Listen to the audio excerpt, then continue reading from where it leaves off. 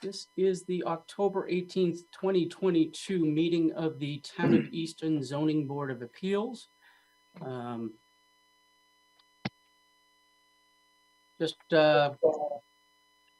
As each of the hearings is called, I will bring the people that I am aware of that are involved in the hearing into the panelist room.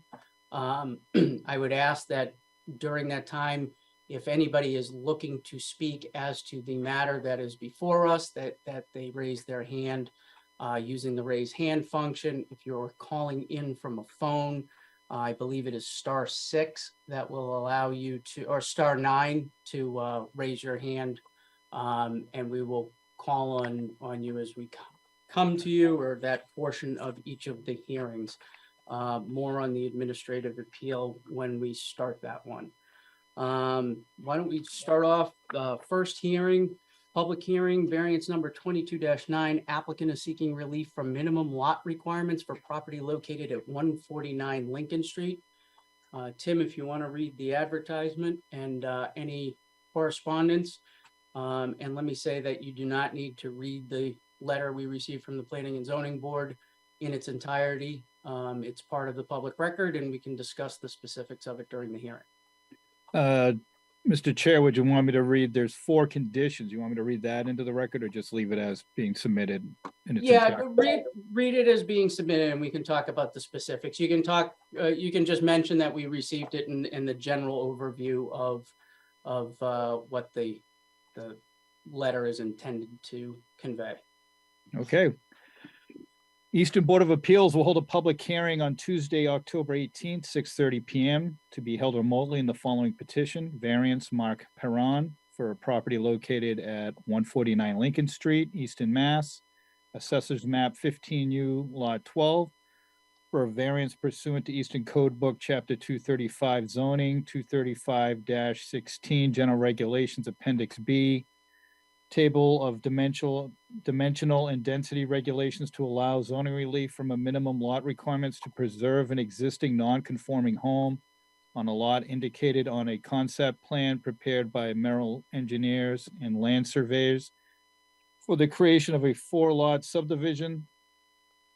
The virtual meeting link will be contained within the posted agenda at least 48 hours in advance of the meeting. The notice is also available at masspublicnotices.org. I'm going to read the following comments. DPW not applicable, but they did include this comment. Please contact DPW for permitting requirements prior to construction. Police Department not applicable.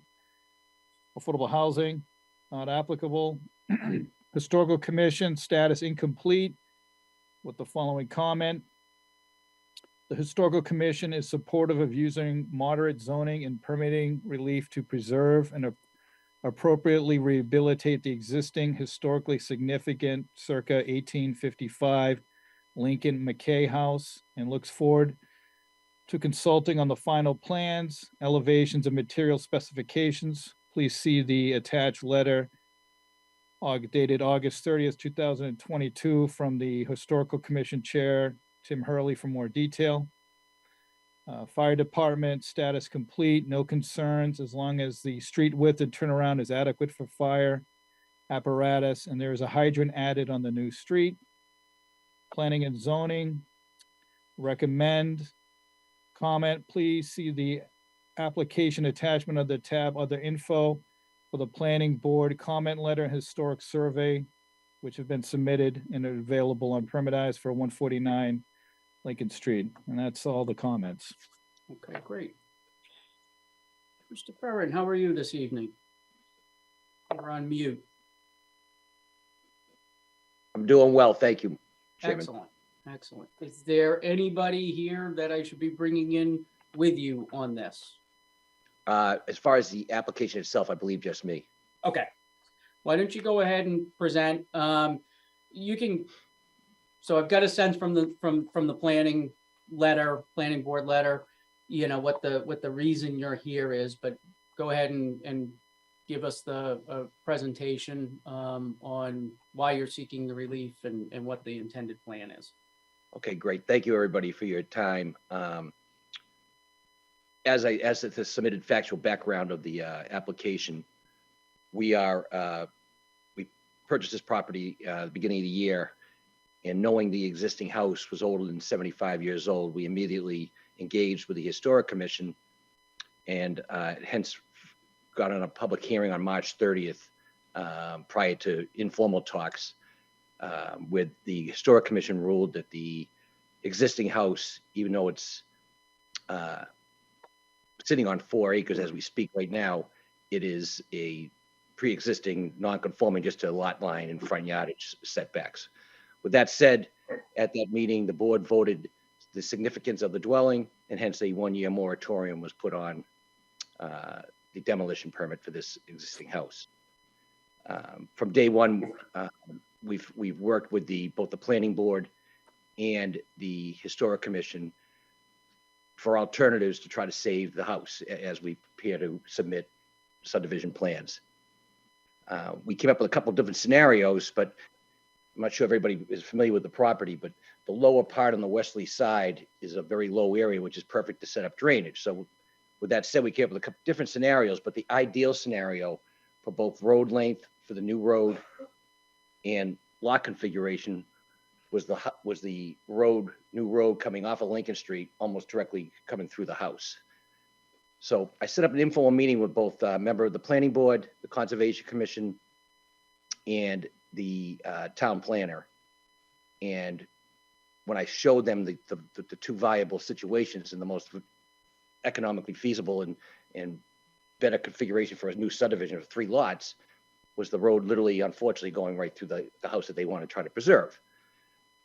So at that informal meeting at Town Hall, it was brought to my attention, if we support, and hence the letters that have been submitted by both the Historic Commission and the Planning Board, that they recommended I file for variance, hence the application that's submitted in front of this board tonight, for a variance to the minimum lot,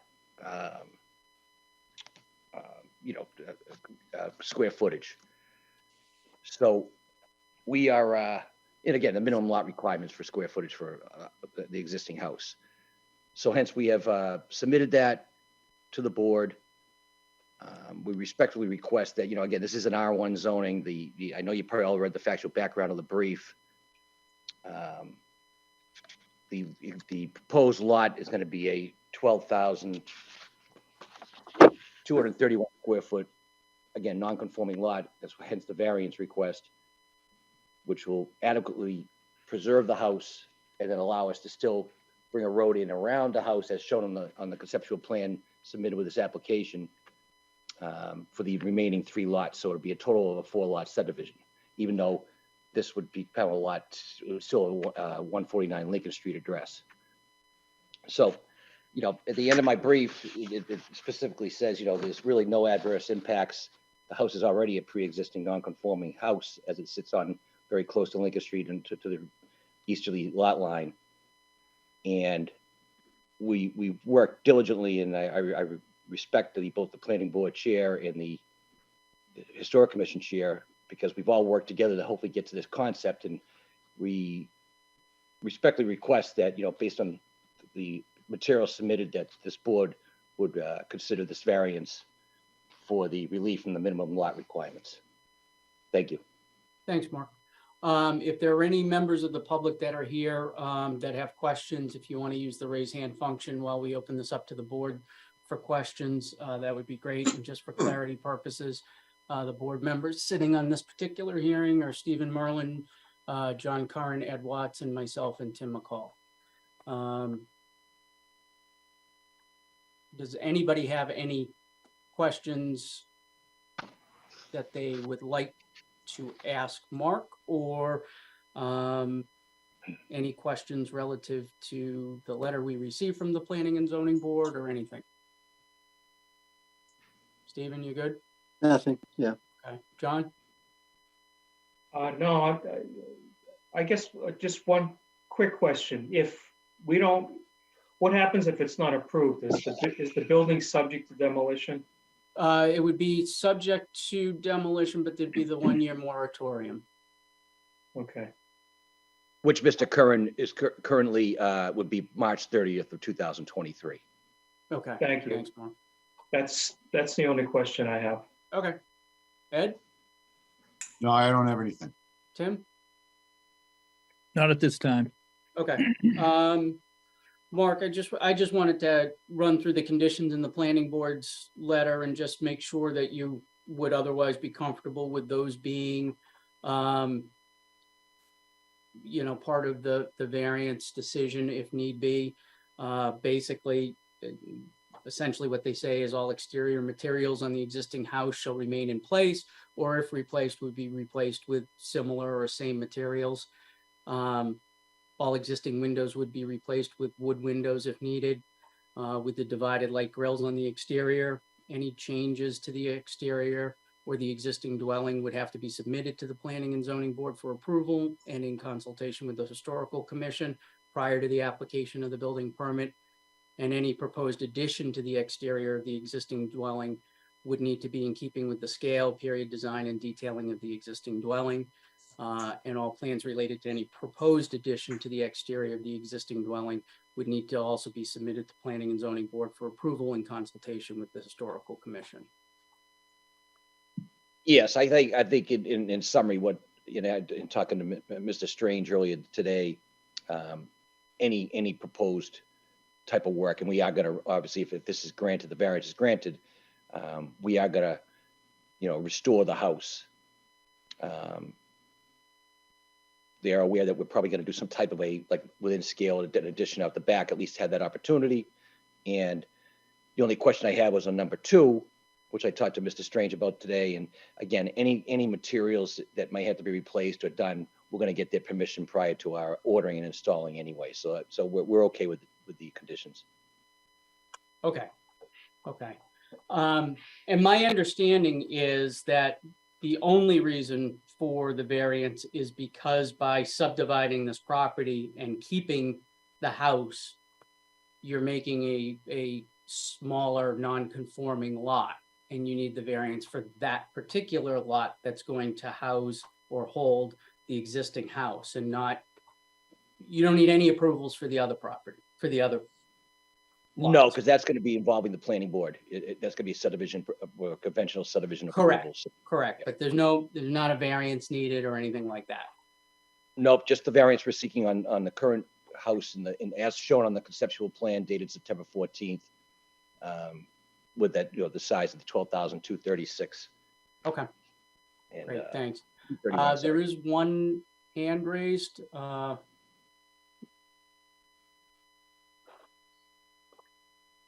If you could just identify yourself and Hear the me? address that you reside at.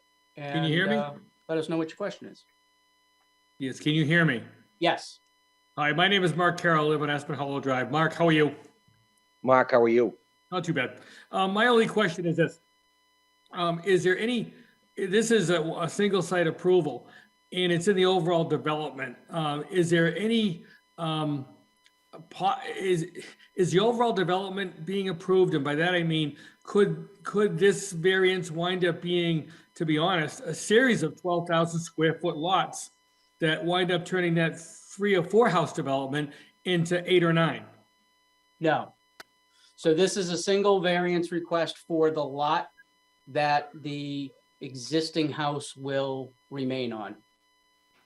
Right, but you're not approving the other 3 larger full-size lots in doing this. No, and actually, that's the question I just asked right before you came on. He's got to go before planning and zoning for the subdivision approval for that.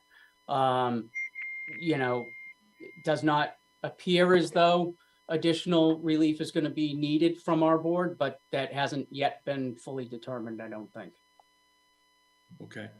So maybe I'll put it to Mark directly. So Mark, there's no, yeah, I mean, the bottom line is my only concern as an abutter is I don't want to see a variance on 15 houses behind me. That's all, you know?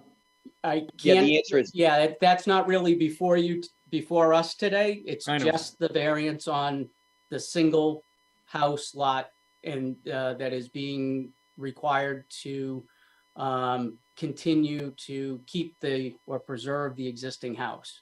That's all that this hearing is on. Got it. Thank you. You can't take Thank this you, and Chair. say, well, they granted them 1, they'll grant them 11 more, you know, it doesn't work that way. All right. No, and Mark, feel free to reach out to Tad and I directly. We can meet up and we'll go over everything with you. Okay, I appreciate that, Mark. Thank you. No Okay, problem. Thanks.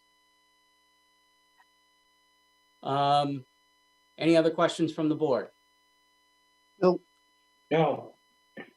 Anything you want to add, Mark? Just again, respectfully requesting from the board, with the support, obviously, and if you have any questions, I believe Mr. Strange is available and Mr. Hurley, but respectfully request that the variance be granted this evening if possible. Move we close the hearing. Motion made by Mr. Merlin to close the hearing, seconded by I'll second it. Mr. Curran. All those in favor, Stephen, Yes, John, Yes, Ed, Yes. Tim? Yes, I'll vote to close as well. Somebody want to make a motion on the application? move to approve subject to the planning and zoning board conditions. Okay, motion made by Mr. Merlin to approve the applicant's request for a variance subject to the 4 conditions stated in the letter from the Easton Planning and Zoning Board dated October 13th, 2022. Somebody want to second that? I'll Seconded. second. Seconded by Mr. Curran. All those in favor, Stephen, Yes, John, Yes, Tim, yes, Ed, Yes. and I'll vote to approve as well. Thank you. Thank you very much, everyone. All right, have a good night. Take care. Let's see. So the applicant on the second hearing has consented to our going with the third hearing. So we'll open that one. Public hearing, variance number 22-11. Applicant is seeking permission to allow electronic internally illuminated LED fuel price changer to replace the manual reader boards on property located at 460 Turnpike Street. Tim, you want to read the Sure. advertisement and any notes we have? all right, will do. Easton Board of Appeals will hold a public hearing on Tuesday, October 18th at 6:40 PM to be held remotely in the following petition. Variance Don Booth, New Hampshire sign for property located 460 Turnpike Street, Easton, Mass. Assessors map 53U, lot 68. For a variance pursuant to Mass General Law 40A, Section 10, in Easton Code Book, Chapter 235 zoning, Section 235-29, subsection H5. Applicant seeks permission to allow electronic internally illuminated LED fuel price changers installed onto the existing freestanding sign on the property. The virtual meeting link will be contained within the posted agenda at least 48 hours in advance of this meeting. The notice is also available at masspublicnotices.org. Go through the comments here. Historical Commission and Affordable Housing Trust, both not applicable. Environmental planner, status complete. Property contains wetland, stream, and riverfront area. Any work in the lot would require a wetland permit. Police, not applicable. Fire department, complete. No comments or concerns from them. Planning and zoning, they recommended, and on October 11th, 2022, the Planning and Zoning Board voted unanimously to recommend the variance to allow zoning relief for electronic LED price changes for New World Gas. The board supports relief from section 235-29J2, illumination in business and industrial zones, specifically to allow LED changing price digits only. And that is it. All right, great. Mr. March, how are you? Good, very well, thank you, Mr. Spillane. How are you? I'm well. Is there anybody here with you this evening on this application that I you believe brought in? Mr. Shah, who is the site owner, may well be online. Who was it? I'm sorry. Mr. Shah, who is the site owner, may be online, but he will only speak if he feels he needs to say something. Okay, well, if anybody's here on this, if you want to use the raised hand function while we're going through the presentation, that would be fine. Members sitting on the board for this, Stephen Merlin, Ed Watson, Tim McCall, John Curran, and myself. The floor is yours. Thank you. So as the application states, we're looking for to implement gas price digits, electronic digits, on a sign at 460 Turnpike Street. The site is branded New World. It's what we call an unbranded site. In other words, it's not branded by one of the major gas companies. And we're requesting a variance to change the manual price changes to electronic ones. So the relief that we're asking from is section 235-29H5, which prohibits flashing, animated, totally illuminated, LED and neon, not specifically allowed. The sign is currently internally illuminated, and it was permitted in 2016. And it's non-conforming because the entire sign lights, not just the letters. Currently, illumination in business industrial zone calls for just the letters to be lit. So the current sign is the entire sign face is light on the sign. It's 18 foot high. We're not changing the height of it. We're not changing the sign cabinets. We're really looking just to change the price faces and add digits to the price faces. We would also like to bring the price faces into conformity with the code. In other words, just the lettering will light. So if you look at the price faces, you'll just see the grade names and the digits themselves. And that will, as I say, bring that portion of the sign more into conformity. I'm sure the board's familiar. LED price changes are a technology that has largely replaced the old manual readers that people remember from years ago. They're only designed to display fuel prices. They can't flash. They can only display numerals. And they only work when someone actively changes the message from a remote control of some sort. So they don't have the ability to display information other than number digits. Okay, great. The benefits are that they make it easier for the public to read gas prices, and as such, these have improved traffic safety. The older type of signs are difficult to change in windy and icy conditions, and the track system is prone to failure. The letters fall out from time to time. LED signs are changed from inside the building, so that improves the safety of the employees and any passers-by. And finally, the signs link into a network, a point of sale network, which allows the user to change them remotely from a remote location. The point of sale system will change the digits and the pump, and they can be accessed from anywhere in the world. So it offers those benefits. So as I said, we're modifying the sign faces so just the grade names light, not the entire sign face. To the points of the variance, that there are circumstances relating to the soil conditions, shape, or topography of such land or structure which do not affect the zoning district in which the land is located. This location differs from other parcels in the area in several respects. Firstly, it is a gas station, and unlike most other businesses, has the need to change prices on a regular basis. Secondly, the sign is on a corner. The height of the sign and the proximity to a busy intersection means that changing manual prices is more dangerous to those changing the prices than it needs to be now modern technology is available. So these elements are specific to this site and its use as a gas station. Okay, To the great. second point, Sorry. was there a question?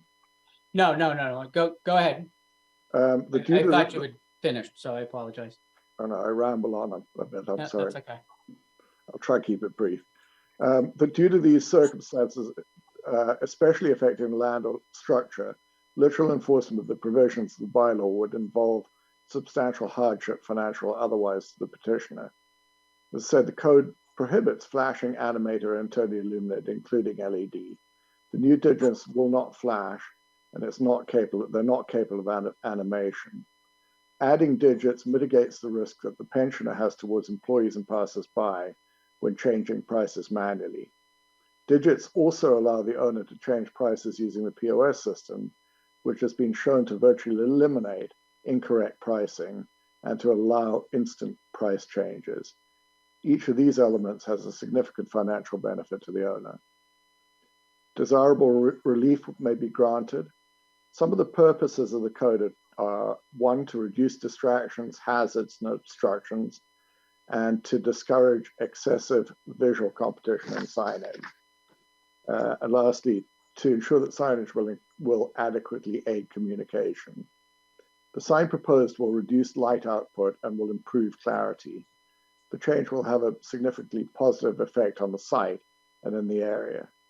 The character of the neighborhood is that there are other similar signs in the area, Mobile and Cumberland Farms being two. Allowing this signage will not change the character of the area for the worse. It will change it for the positive. That desirable relief may be granted. The sign proposed is more conforming than the current sign. As I said, there's several other signs in the area. It's a reasonable request and not overly aggressive. So we're looking for the board's favorable response, hopefully. Okay.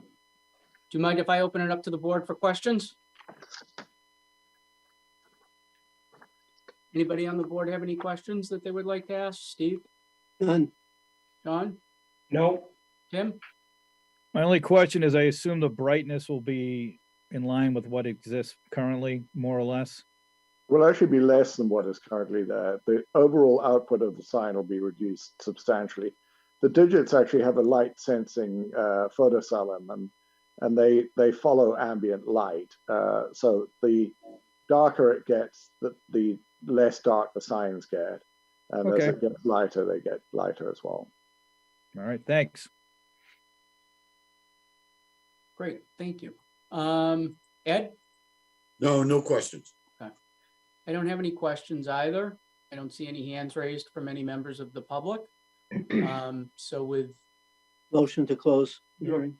permission, Second. Mr. March, we have a motion to close the hearing from Mr. Merlin. Okay. Motion by I'll Mr. Merlin, second. seconded by Mr. Curran. All those in favor, Steve? Yes. Ed? Yes, Tim? Yes, John? yes, And I vote to close as well. Somebody want to make a motion on the application? Motion to approve. Made by Mr. Seconded. Merlin, seconded by seconded. Mr. Watson. All those in favor, Steve? Yes. Ed? Yes, Tim? yes. John? yes. And I vote to approve as well. Thank you very much. We'll get that decision drawn up and filed with the town clerk's office in a few days. Thank you for your time. All right, have a good evening. So to you. All right. Going back to public hearing, administrative appeal number 22-10, applicant is seeking an appeal from denial of enforcement by building inspector for property located at 6 Chickadee Lane. Tim, I do don't you want to have a read the notice on this advertisement one. and any comments? And I will work on getting everybody involved. Is this on permanized? Because I don't have the, there's no advertisement on this one that I see in my emails. Someone should have it. I have a bunch of letters from different attorneys, but you'd send it to me real quick. I can put my email open. But Just let me look. Hold on. 6 Chickadee, 1 second. Just send it to you. I'll send it again. all right.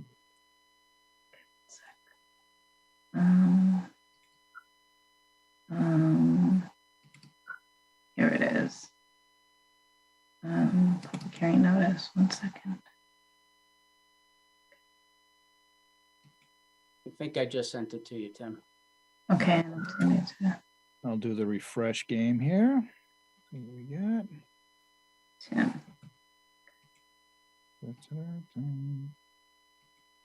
Oh, there it is. You see it? Got it now. See here.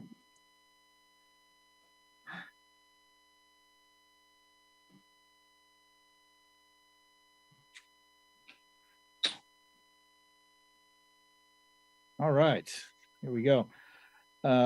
Board of Appeals will hold a public hearing on Tuesday, October 18th at 6:35 PM to be held remotely on the following petition. Administrative appeal by Michael O'Neill Esquire, attorney for the owner of 2 abutting properties relative to the property located at 6 Chickadee Lane, Easton, Assessors Map 3R, Lot 316, pursuant to Mass General Law Code 40A, Section 15, appealing the building inspector's denial of zoning enforcement on the property.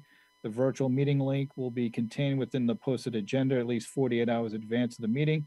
This notice is also available at masspublicnotices.org. The following comments, police department status complete, historical and affordable not applicable, environmental planner not applicable. They did have a comment with the following: agricultural activities have been done in accordance with Wetland Protections Act regulations and local bylaw. Thank you. Police department and fire department not applicable. Planning and zoning. On October 11th, 2022, planning and zoning discussed the administrative appeal application for 6 Chickadee Lane and voted 5-0 and 1 abstention to provide no comment on the application submitted. And those are all the comments. Great, thank you. So just a few ground rules before we get started. I know both sides are here and want to present their side of the appeal. The first we kick this off with the zoning enforcement officer's position that will be presented by town council Mike Kennefick. And after that, we'll give the applicant sufficient time to present the information that they want to present. I know there's a lot of people here. I will get to everybody that wants to talk. I do want to make sure that we stay on point, which is whether or not this is a zoning violation. And also, try and avoid repeating as much as possible and that sort of thing. So I would just ask you to consider whether or not your comment was already said by somebody, or so that we can proceed accordingly and try and get as much information submitted tonight as possible. So without any further comment, Attorney Kennefick, if you want to kick things off. Excuse me, Michael, this is Suzanne. Yeah. Stay who's sitting on this. Oh, yes, it's Stephen supposed to Merlin, recuse Jeremy Kay, myself, John Curran, and Tim McCall. Good, thank you. All set. Thank you. So I think it's kind of important that this board's probably familiar with the process, but I know it's actually been, I think, 3 or 4 years since you've actually had one of these 48 appeals. And also, I think a lot of people are probably tuning in from home. So I just kind of wanted to go over the process a little bit and kind of explain it so that everybody knows where we are tonight. So your building inspector is also by statute your zoning enforcement officer. Every town and city, it's the same situation. So under 40A, if somebody believes that somebody else in town is violating some sort of provision of the zoning bylaws, they have a right to go to the building inspector and have him or request enforcement. How that's done is they can do it by email or any other way. Once that complaint is received by the building inspector, who does an investigation, he'll visit the property, he'll review the bylaw, and then he'll make a decision in writing.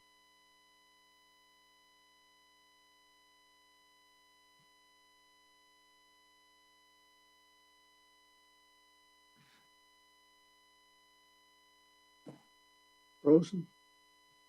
I think we lost Attorney Kennefick.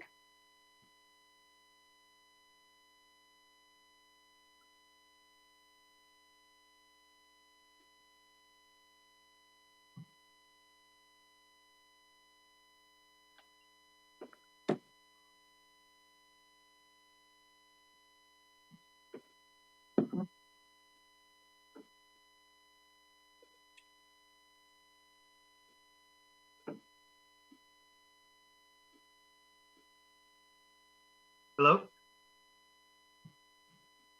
Get back, Mike. How much did you? You're all set. Okay. So we're in that part of the review process. So essentially the gatekeeper is your zoning enforcement officer. His decision obviously is final. Your board is the ultimate authority at the local level as to what your zoning bylaws say. Obviously, the next step would be an appeal in either land court or the Superior Court. But tonight you're going to have what's called a quasi judicial proceeding. Essentially, the 5 voting members tonight, you're almost sitting at the table, conducting a sort of a informal trial, I guess you could say. And at the end of the hearing, you'll close, you'll deliberate, and then you make a decision whether or not to overturn the decision of the zoning enforcement officer, Kevin. That vote would have to be 4 out of 5 of you to overturn the decision. So we start off tonight. We always present the building commissioner's position first, but I think I'm going to be very brief because both of the parties in this case are well represented. They've put together a substantial amount of documentation. I think setting forth their arguments in the way that they see what's going on at the site.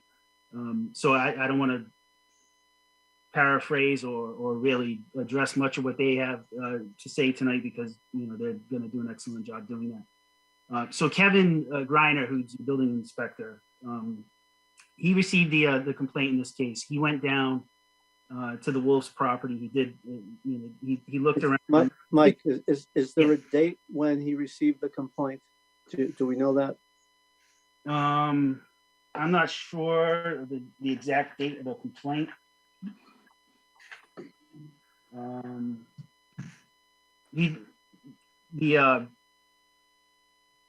don't have it. It would take me a while to try to find paperwork. That's There's fine. a stack of paperwork here. But it was a timely appeal. He did put together a letter denying the enforcement request based on his conclusion after going down to the property that this was not a zoning violation. So his determination is he went down, he took a look at the site. Yes, it is a lot that was developed and there was a home built on it, I believe in 2006. It's an 8.9 acre lot. It was subdivided, I believe, about 12 years ago. Actually, maybe a little longer than 12 years ago. But his determination after looking into everything is that this was an exempt activity. This is there's under 40A section 3, agricultural use of property is exempt from zoning. You can only reasonably regulate it. So in this case, like I said, there's 8.9 acres of land. There is a home on it, a 5-bedroom home, I believe, 4 or 5-bedroom home. But more than 33% of the land is being used for raising farm animals. There's also some land clearing. The homeowners, the Wolves, have a forestry management plan with the state that put into so that they can forest some of the timber. The ultimate goal, I think, is they're going to clear some land and turn it into pasture land. So based on all of that, Kevin Greiner made a determination that this was that the lot was primarily used for agricultural purposes, and he denied taking any enforcement action. And that's why we're here tonight. One of the issues I think you're going to hear tonight is I think there will be a disagreement over what the case law says or what the statute and the case law says, and that's there are cases, and one of them was provided by the petitioner that says that a resident, if a lot is used as a residence, it cannot also be used for agricultural purposes. That's the Easton versus Clancy decision. We received that this morning. In that case, and I don't really want to get into the weeds on that, but the homeowner in that case failed to prove that they were primarily using their property down the Cape for agricultural purposes. There are instances where you can have a residence and also be using the property for agricultural purposes. There are quite a few cases were cited by the Wolves that was provided to you as well tonight. And I think that essentially is what you're doing tonight. You're just going to be guided by your common sense. You don't need to be a lawyer to make a decision tonight. You're just kind of looking at the evidence as it will be presented, and you're going to make a determination whether or not this property is being used primarily for agricultural purposes or if it's being used primarily for residential. And based on what you believe, that will be that will guide you as to whether or not you want to overturn the decision of Mr. Griner. So I think that's all I have, but I don't know if anybody has any questions, because I know this is not a common. It's been, like I said. Yeah, I think we may be better served if we just kind of hold the questions until at least after Attorney O'Neill has presented on behalf of the applicant. I just meant procedurally before we start, if there's any people are yeah, worried okay. about. I mean, does any of the board members have any questions procedurally on how this is going to work? No. No. No. Okay. You okay, Mike, if I turn this over Yeah, to Attorney O'Neill? absolutely. Yep. Okay. Yes, Mr. Chairman, I'd like to get Kyla Bennett to appear on the screen. She's going to be handling PowerPoint for us. Okay. See her yet? I will sift through all of the people in the attendee list and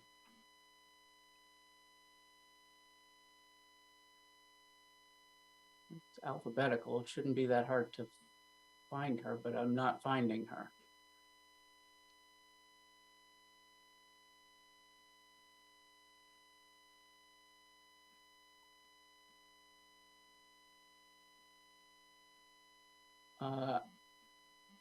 Any idea, Attorney O'Neill, what her screen name might be? BioJustice, perhaps? BioJustice? Nope. Or Don Bennett?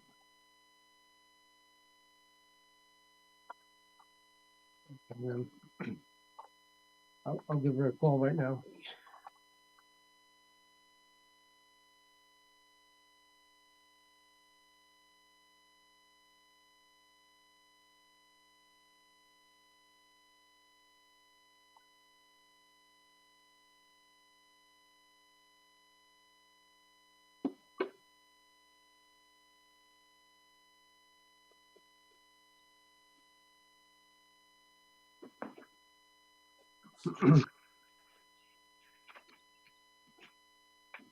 Hello, Kyla? Okay, it's under Public Employees of Environmental Responsibility. Got it. Okay.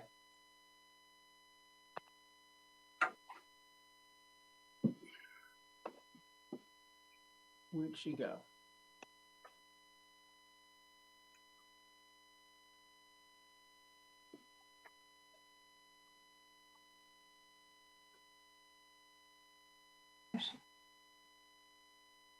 All right, she's been promoted to panelist.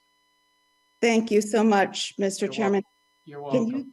Can you give me the opportunity to share my screen so I can put, You should just be able to hit the share screen. okay, do you see it? It should be down on the bottom. Do you see it, or possibly on the side? If you put your cursor down to the bottom of the Yep, webinar page, it Got should it. pop up. got it. Okay, there we go. Good evening. May I begin, Mr. Chairman? Yeah, you certainly may, and let me just say I appreciate your consideration allowing us to move the other hearing ahead of yours. Sure, certainly. Good evening. My name is Mike O'Neill of McGregor, Legere, and Stevens. We represent the Bennetts of 2 Chickadee Lane and the Gagliardi Cloutiers of 10 Chickadee Lane. This is a request for Easton ZBA to enforce the zoning bylaw and special permits on 6 Chickadee Lane. Next slide, please. This is not a right to farm issue. The applicants are requesting enforcement on 2 special permits issued by the Planning and Zoning Board, and special permits for a state lot and common driveway are being violated. The respondents are overburdening the common driveway with commercial activity. They do not own the driveway. The Superior Court judge has issued an injunction prohibiting commercial use of the common driveway. Next slide, please. From 2006 to 2020, 3 properties were entirely residential. You see the Bennett's on the left, Wolf's in the middle, and the Cloutier Gagliardi on the right. Next slide, please.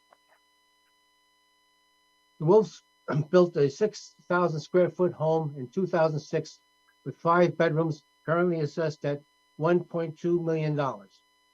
It is, according to the tax records of the town of Easton, it is taxed as a single-family residence. It is not taxed as agriculture. Next slide, please. In the summer of 2020, Wolves constructed a large barn without a building permit. You can see it on the slide there. Next slide. This is a sketch of the properties, of the 3 properties showing the common driveway.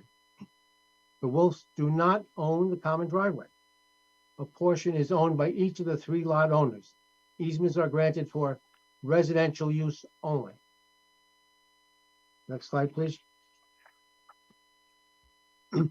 A commercial farm is a prohibited use on 6 Chickadee Lane.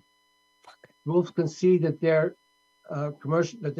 farm is a commercial farm and that it's not an accessory use. They say because it exceeds the limit, the size limit for accessory use. They state that more than 1/3 of their 8.9 acre lot is dedicated to agricultural use, and that 2 concurrent primary uses, residential and the commercial farm, are allowed. That is not true under the Easton bylaw, which provides that any use other than the primary use is an accessory use. The case law that they cite is not applicable. The Massachusetts Appeals Court has ruled that agricultural use of 1/3 of a lot is not a primary use and therefore does not qualify for protection under General Laws, Chapter 48, Section 3. Next slide, please. I'd like to add something on the last slide. None of the cases that the Wolves cite have anything approaching or remotely applicable to a house the size of this house, or the length of ownership and dwelling that is true in this house. Next slide, please. The other commercial farms in Easton are not prohibited uses. The 3 other commercial farms in Easton, Langwater, Clover Valley, and Flynn Farm, have 3 critical things in common that the Wolves do not have. Residents associated with these farms are on separate lots. And each of these farms have their own driveway. There is no common driveway. Driveways to the commercial farm are separate from the residential driveways, and agriculture is their primary use in terms of acreage in all 3 cases. Next slide, please. There was a violation of the special permit for the common driveway. Special permit incorporates the maintenance agreement, which states the driveway shall not be used in a manner which is inconsistent with the residential character of the neighborhood. Nothing shall be done thereon which will result in the disturbance of the tranquility of the property, or which is or will become an annoyance or nuisance to any or all owners of lots within the entire subdivision. Next slide. The Wolves incorrectly say that Easton cannot enforce the maintenance agreement. That's not true. The land court case of Parker versus Freeman says they can, and Easton has a separate enforceable duty to enforce the special permit. Next slide. The principal use is residential. It is residential and has been residential from 2005 to the present and remains residential. According to the bylaw, principal use is the main or primary purpose for which a building is designed, constructed, or intended. Any other use is an accessory use. Next slide, please. The table of uses under the Easton zoning bylaw allows farming as a principal use in residential districts. Accessory uses in residential districts allow keeping of livestock as pets. The principal primary use of the Wolf's lot is residential. Farming is allowed in residential districts only if it is the primary or principal use. A commercial farm is not allowed as an accessory use in residential districts. Next slide, please. The right to farm bylaw says explicitly that it does not supersede the local zoning bylaws which still apply fully. It does not supersede any land use permits, private contracts, or other written agreements. Next slide, please.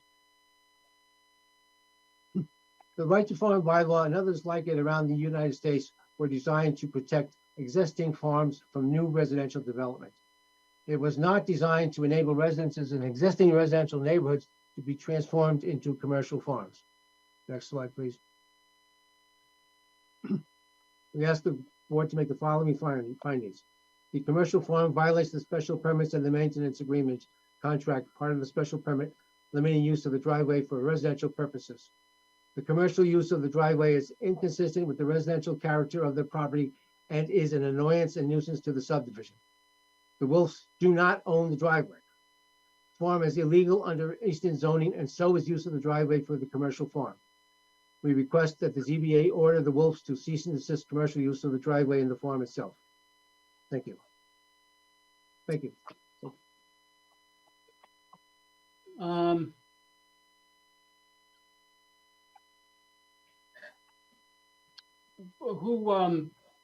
So there's only one hand raised. I want to give you, Attorney O'Neill, sort of the full opportunity to present before we turn it over to the Wolves and their attorney. Next, I'm sorry. I was going to say, before we take questions from or comments from anybody that you want on the presentation side, do the board members sitting on this have any questions for Attorney O'Neill before we proceed? Steve, go ahead. Okay, hi, Mike, how you doing? Well, thank you, Mr. Mahler. Thank you. Okay, so as you'll figure out in about 10 seconds, I'm a lawyer, and yesterday, among the myriad of documents we got all these affidavits which cited a pending Superior Court action, and you referenced it in the presentation. Yes. So with the availability of mass courts, I was able to pull up that complaint and the judge's ruling on the preliminary injunction. So this is what I get, and I want you to comment on this for me once I get done. So the complaint you filed is dated June 9th. It's docketed June 13th. On July 11th, the judge issued a partial injunction, which I'll come back to in a second. So the complaint gives 6 causes of action. Enforcement of the restrictive covenant. The situation creates a nuisance. The situation causes intentional infliction of emotional distress. 4 is a breach of contract of the covenant. Negligent infliction of emotional distress and overburdening the easement. So none of those 6 are saying that the use is illegal. Now, when the judge issued his partial injunction, let me find that. The judge said, well, we got a restrictive covenant and there's a reasonable likelihood of success on that. That's a contract. So I can give plaintiff some relief, but on the nuisance, he was less impressed. So the judge made the following order, which you kind of referenced. Defendants are restrained from using or soliciting the use of the shared driveway for passenger vehicle travel by farm customers and by any commercial vehicles serving the farm operation or related sales, except for the provision of appropriate feed, bedding, and veterinary care for the animals presently existing on the property. No additional animals are to be transported onto the property by way of the shared driveway during the pendency of this order. So the judge didn't say the use was illegal or not illegal, and he apparently wasn't asked for it because it wasn't in the complaint. So the judge gave some partial relief, if you consider that order of his, partial relief. Now, the reason I asked town council if we knew when you applied to the zoning enforcement officer that the zoning itself was illegal, his decision was dated August 17th. The injunction was issued July 11. The zoning officer issued his decision dated August 17th. One of you said August 18th. So my question is really this. When you didn't get the relief to shut down the farm from the court, did you then look for a second forum and go to the building inspector to say, well, the court didn't do what I wanted, you do it? No. So that's my question to you, Mike. Okay, no, that's not a fair assessment. We had various theories that we put in the complaint, and which we are very confident in that we will prevail ultimately. But the zoning is a separate and distinct cause of action. We had separately, we had a request for zoning enforcement, which was pursued separately. It was not able to be pursued, joined in a lawsuit until first we went through this procedure now that we're going through right now. So it's a entirely separate and distinct violation. When did you ask the zoning? When did you write to the zoning inspector and ask him to say whether the zoning was proper or not? Was it after the injunction or before? My memory is that it was after the injunction, but I might add that this is a long-standing situation that has been going on in this neighborhood. That our clients have been making complaints under the right to farm bylaw. They've been complaining to every town body that they can imagine, with a long litany of complaints that have been ongoing and that have been made their life miserable. So, Okay. so we have, I'm not getting a direct answer from you. So now you're saying after the injunction is when you went to the zoning inspector. Yes. And you said this has been an ongoing thing for whatever period of time it is. Wouldn't it have been appropriate to go to the zoning inspector before you went and filed the lawsuit in Bristol Superior Court? That's just a strategic decision to make one way or the other. There's no one right answer to it. Those are separate causes of action that you can choose to bring separately or not. Those are entirely separate. You're not required to join those actions. So that may be true, but wouldn't your strongest argument in front of the judge have been that the zoning was illegal, and you didn't put that in the complaint? See, this is what I'm trying. This is what I'm wrestling with here. Well, so I'll let it go because you answered as best as you can. I don't want to prolong it, but you know what I'm thinking. That has nothing to do with the decision I'm going to make, but I'm just trying to wrap myself around the whole case and the relationship between the two. Okay, so just to orient you to what actually happened. We were hired, and then we served a notice to cease and desist, which was ignored, and then we filed the complaint that you saw, and we got a preliminary injunction on the complaint. Now, when did you do the notice to cease and desist? Because that makes it worse in my mind, because you do the cease and desist, nothing happens, then you go to the zoning officer. Well, so I respectfully disagree. I respectfully would submit to you that it is just a matter of strategy and tactics that you're not required to go to one versus the other, first or second. And we chose to go to the Superior Court because that was the quickest thing available to us. We have already expended a lot of time here now on this action, and we've already spent a lot of time on this action, and there's no automatic requirement that one be filed first before the other one, or that they be filed in any particular order. There are, in the rules of civil procedure, there are situations where you must file a cause of action together. This is not one of them. This is a separate action. Okay, just one more question, if I might, Mr. Chairman, addressed to town council. Is there a time limit from the time the building inspector, zoning enforcement officer gets a complaint for him to issue a decision? This decision is dated August 17th. So is there a time frame from when he receives a decision by statute, or it's up to him to when he answers? If you know, off the top of your head. You're on mute, Mike. Kennebec. Just so I'm clear, so it's a 30-day appeal period from the time where he sent the inspector issues a denial or No, but my question is before that, from the time the building inspector gets a complaint, is there a time frame in which he has to respond? So in this one, he responded August 17th. So does he have to respond within 30 days, like the appeal period, if that's even in the statute? Because I didn't look it up. I don't know. I don't know if you know off the top of your head. No, there isn't. Okay. Thank you.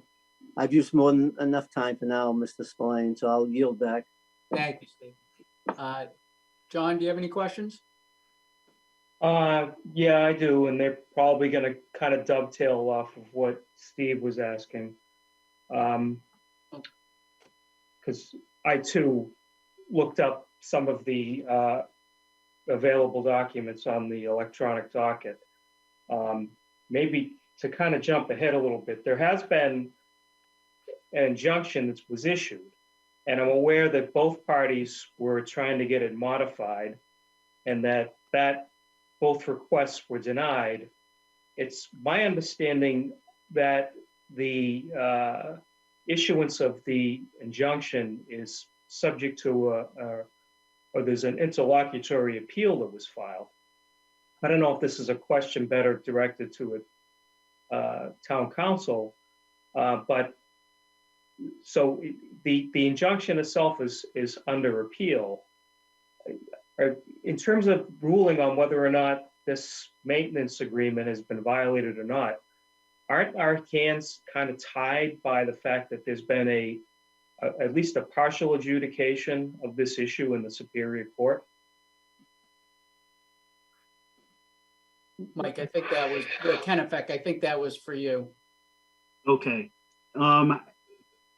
I think just as a third party observer here at this point, the enforcement of the maintenance agreement in the driveway seems to be a totally private issue.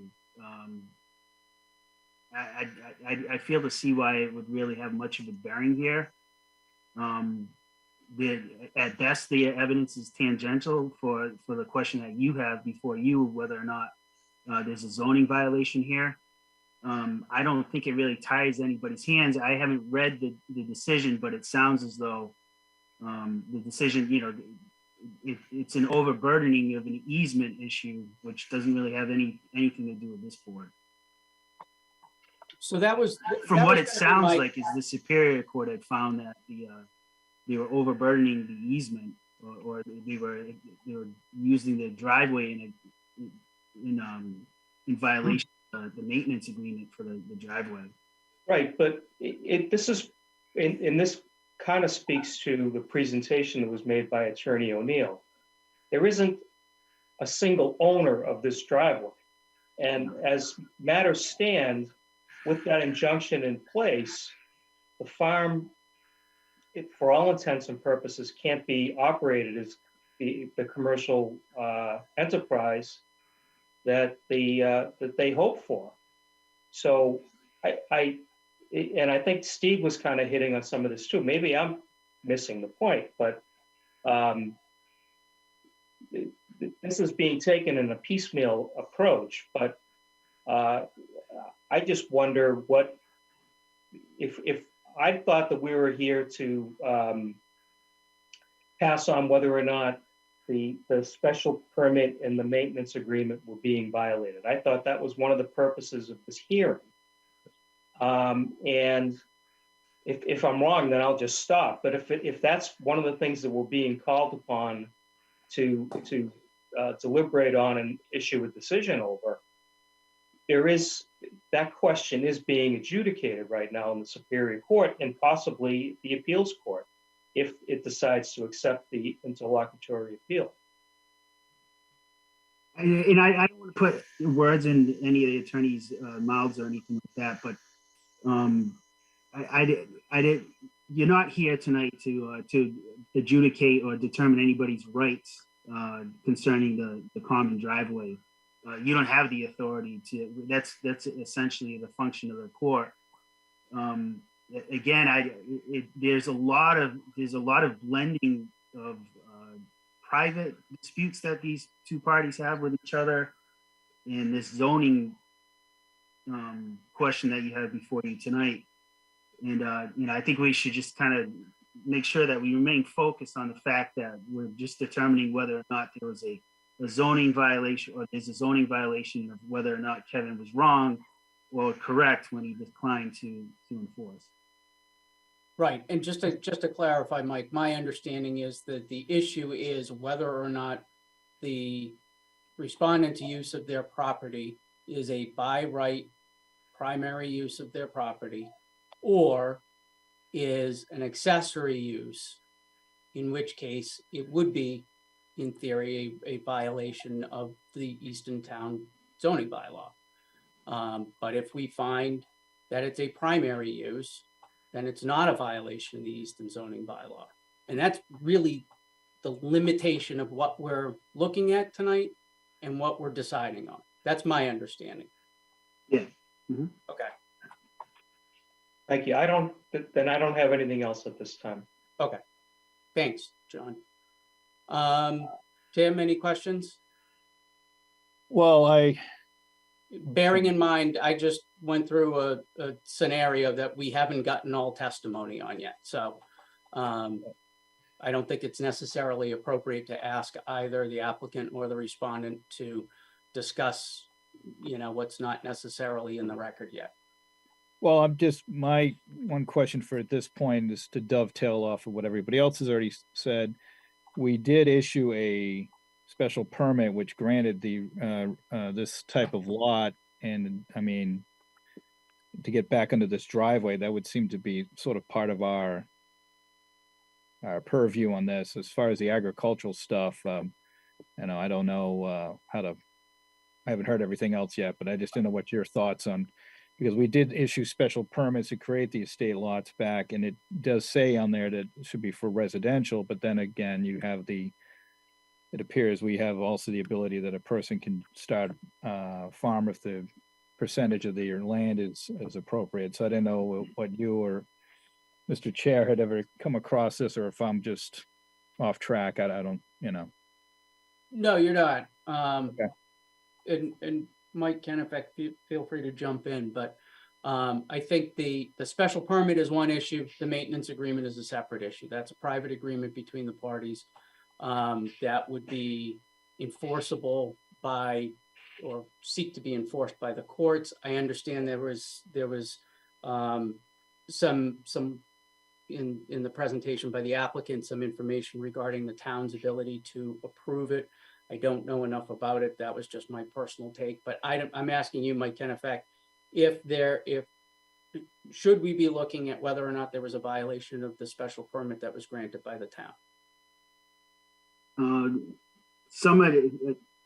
Tim froze for a minute, so I'm not sure if there was anything there that he was asking me. So I apologize if I'm not. No, that's okay. Answer the question.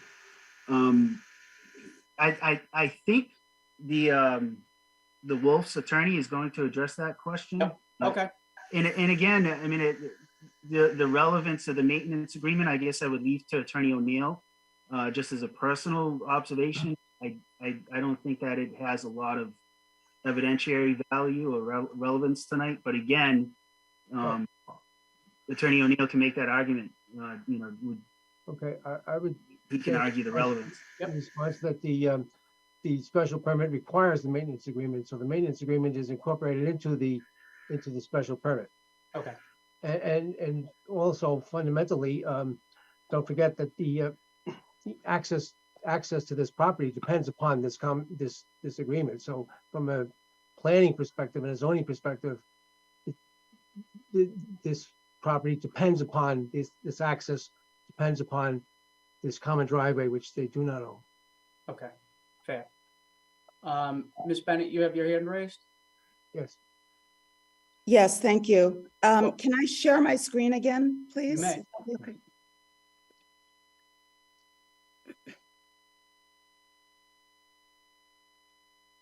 Thank you, Mr. Chairman and the board for allowing me to speak tonight.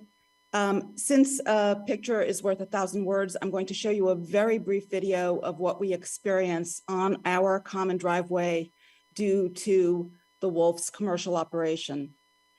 The common driveway serving the 3 residential lots is winding. It goes over a bridge. It's 830 feet long, 12 feet at the narrowest. You can see here that their commercial logging truck is blocking traffic. Each lot owner owns a portion of the driveway. The Wolves do not own this driveway over which they are bringing the commercial traffic. In fact, this truck right here is parked on my property, not on the common driveway. The Planning and Zoning Board relied on representations made by the Wolves in their council on issuance of the special permit for the common driveway. In a 2005 brief submitted in support of the special permit for the common drive, the Wolves attorney said the proposed use was, quote, residential, that the board must find that the requested use will not impair the integrity or the character of the district or adjoining zones. Here, the requested use is a common driveway to serve 3 residential dwellings. The Planning and Zoning Board relied on these statements and stated in their approval, quote, it shall be unlawful for any owner to change the use or increase the intensity of use without appealing to the board. The Planning and Zoning Board properly conditioned the special permit to ensure that the common driveway was safe for the 3 residences. It is no longer safe, as you can see from this video. The Wolves changed the use from residential to commercial and increased the intensity of use contrary to the permit. The permits were issued for residential use. There is no question that the Wolves have a commercial farm. Their commercial traffic results in congestion and unsafe conditions on the common driveway. You may have noticed that the Wolves submitted an affidavit from the company delivering their hay. That's this truck that you're seeing right now. He claims he cannot turn around. He cannot turn around without trespassing on my property, which I told him was unacceptable. An emergency vehicle can and has turned around here several times. These commercial vehicles also result in trespass and unsanitary conditions. Here in this next portion of the video, you can see one of the times that the Wolves spilled goat and sheep manure all over the common driveway and Chickadee Lane, a public road. This video was taken after they allegedly cleaned up the bulk of the manure. Barbie Wolf submitted an affidavit to the court and to your board, claiming that this was, quote, wild animal scat. This is not a true statement. I have a PhD in ecology. I teach classes in identifying wild animal tracks and scat. There is no animal that defecates in a straight line for 1,000 feet as this was found. This is sheep and goat manure. It has been confirmed not only by me, but by my husband, who also has a PhD in ecology, and another friend of ours who is also a scientist. This was sheep manure. And here in this next section of the video, you'll see that the sheep manure is on Chickadee Lane. It was run over by cars and trucks, smashed into the road. It's unsanitary, particularly since we're in a zone 2 for our wells. All of this commercial activity on the common driveway is contrary to representations made by the Wolf's attorney and is detrimental to our health and welfare. The Wolfs will tell you that they have the absolute right to farm. They do not. They will tell you that the use of our driveway is there. They can do that. They cannot put commercial traffic on our driveway. At times, we have trucks on the driveway, but as residences, we're allowed to have trucks. Here you can see their animals that got loose. This is on the Gagliardi's property. These animals are loose. They are trespassing on the Gagliardi's property. We don't know how many animals the Wolves have because they won't tell us. Before they cut us off from access to their website, we counted more than 70 animals. They have somewhere between 50 and 70. They won't even let the town on to count. The bottom line is this: the wolves do not have the right to use our driveway for their commercial business. The permit issued by the town was for residential use.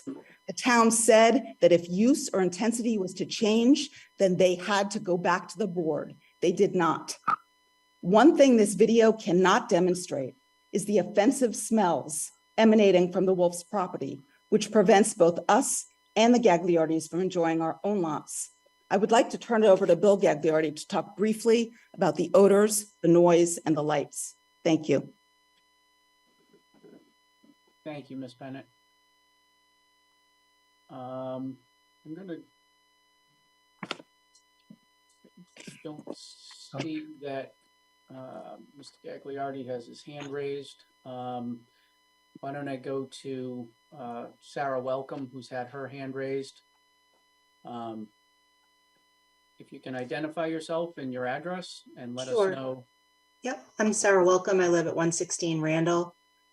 So my comment was about something that Mr. Kennefick said, and then Mr. O'Neill referred to about, farms not having homes on them. But I live on a farm that's been here since 1865, and my house is on the farm. And all family farms have a house on the farm. And it's interesting that he only referenced 3 big farms that don't have homes on them. In essence, all farms are commercial. Anybody who's farming is trying to make profit and is commercial. Otherwise, it's just a garden. So I think that there's a little, conflection of these issues in here. Farms have homes on them unless they are a massive grower, which I do not think these people are. Understood. Thanks. Thank you.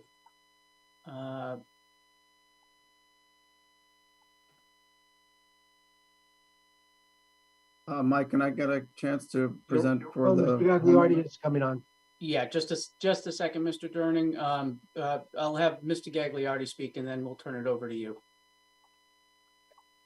Thank you, Mr. Chair. Can you hear me? Yes. Great. This should only take a couple of minutes. So just imagine you and your family were moving to Easton 17 years ago, as we were. You found a beautiful private lot to build your dream house on. It was at the end of a private road surrounded by town land, and it was perfect. So in 2006, we purchased this land from the wolves. At the time, we thought it was a bit odd, and frankly, we were naive, not understanding land use restrictions and maintenance agreements and things like that. However, as we came to understand the protections embedded in those documents that we were required to sign, we happily agreed to them because they would protect our life savings and ensure the integrity of the properties abutting us. Now imagine nearly 15 years later, after living in this pristine place, the overhead shots did it justice, everything would change. All of a sudden in 2020, in the early days of COVID, we began to smell animal waste and hear farm animals. It started small, but progressively got worse every day. And before we knew it, by the summer of 2020, the wolves had constructed that large barn that you've seen. It had clearly begun commercial farm operation right on my doorstep.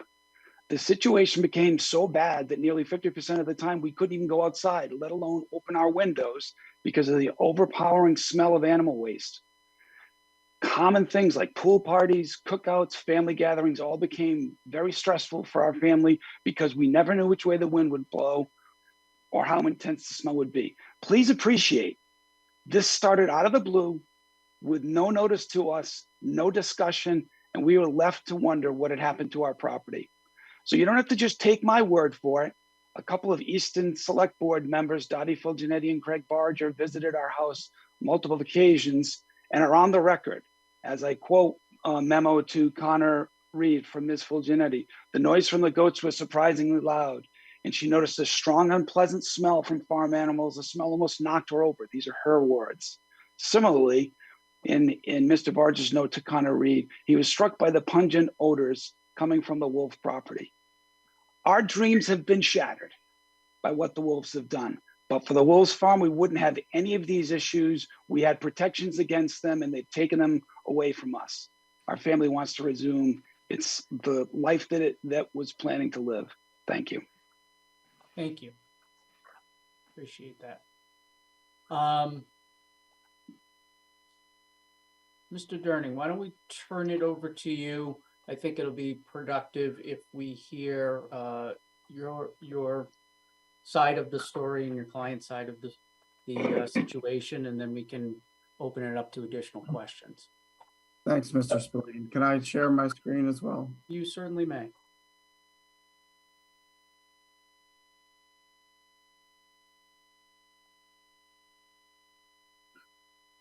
Thank you very much.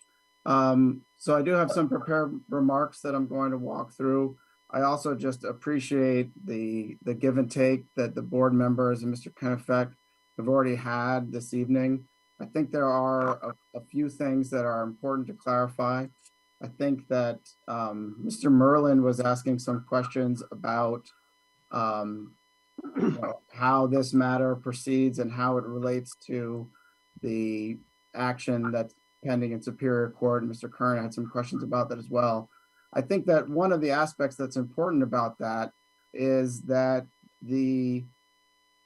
as I think Mr. Merlin was asking about, and Mr. Kennebec mentioned as well, to the extent there's a disagreement over the application of some of the terms of the maintenance agreement, the extent to which that is a restrictive covenant, that is what is before the Superior Court. I'll just note that, yes, we are seeking an interlocutory appeal of the injunction that was issued. We also later this month have a motion to dismiss to get rid of many of the nuisance related claims, which Judge Usain had mentioned had a low likelihood of success. But all of those considerations are really for the Superior Court. And I would argue that to the extent the maintenance agreement constitutes a restrictive covenant, that too is for the Superior Court. Mr. Spillane, I think you captured the nature of the inquiry tonight very well. And it's a narrow one with respect to, are there zoning issues? Can the Wolves pursue their farming activity as of right? And I think it's strong that it is. So let me just tick through some of my slides, which I think provides a little bit of background, emphasizes some of the points that we made in our written submission, and I think will help the board come to the conclusion that in fact they should uphold the determination of the zoning enforcement officer, Mr. Greiner, because he appropriately concluded that the use of the Wolves property as both a residence and for agriculture does not violate the Easton zoning bylaw. So just a little bit of timeline, and I apologize for Mr. Merlin. I didn't include some of the more recent activities, but there are some aspects of the timeline that I think is important for the zoning board members to appreciate.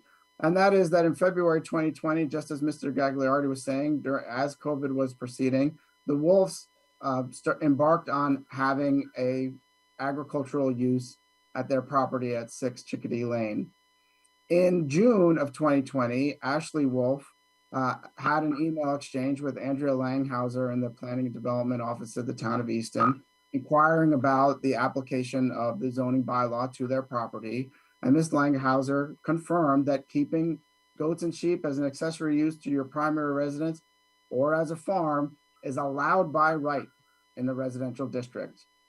Later in September 2021, Ms. Bennett filed a grievance under the Easton's right to farm bylaw. She effectively brought a grievance saying that the town should shut down Hedgehog Hill Farm, the Wolf's farm. And in October 2021, the town provided a response to Ms. Bennett. Stephanie Danielson forwarded an email and the results of the inspection report by Kristen Kennedy and Jordan Holbrook, the animal control officer, which concluded that no further follow-up is needed as the Board of Health requirements for managing animal manure are being adhered to at this time. Furthermore, in the text of the email from Ms. Danielson, she noted that at the time of their investigation, Kristen Kennedy and Jordan Holbrook did not observe any code violations from the Board of Health, and that Kevin Greiner, in his capacity as zoning enforcement officer and building inspector, believes there's no zoning code violation and is finalizing his investigation to determine if there's a building code violation, which will require an after the fact filing for a building permit. I think as this board is aware, as the building inspector, Mr. Griner, continued pursuit of that enforcement on the building permit. A violation notice was issued. The Wolves paid a minor penalty, and they have since filed the after effect building permit for their barn structure, and they are going through that process on the building code. With respect to the zoning enforcement, the Bennett's and the Gagliardis had the conclusion from Mr. Griner in October of 2021 that he believed that there was no zoning violation by the concurrent uses of this property as a residence and for agricultural use.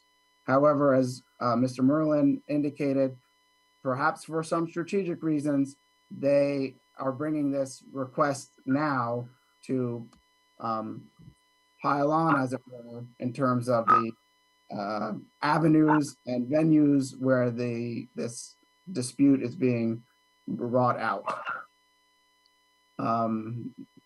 In addition, in the packet of materials that and these quotes that I provided in this timeline are all in the materials that we submitted in support of our position. The email from Ms. Langhauser, the email from Stephanie Danielson, the inspection report from Kristen Kennedy. And as well, we included in our packet a letter from a veterinarian, Dr. Julia Paxson, concluding very recently, July of this year, that in fact, all aspects of animal care and husbandry are in line with best practices for livestock management, published by the UMass Extension Service. These aspects are important insofar as there's a core of the complaint which seems to go more towards claims of nuisance.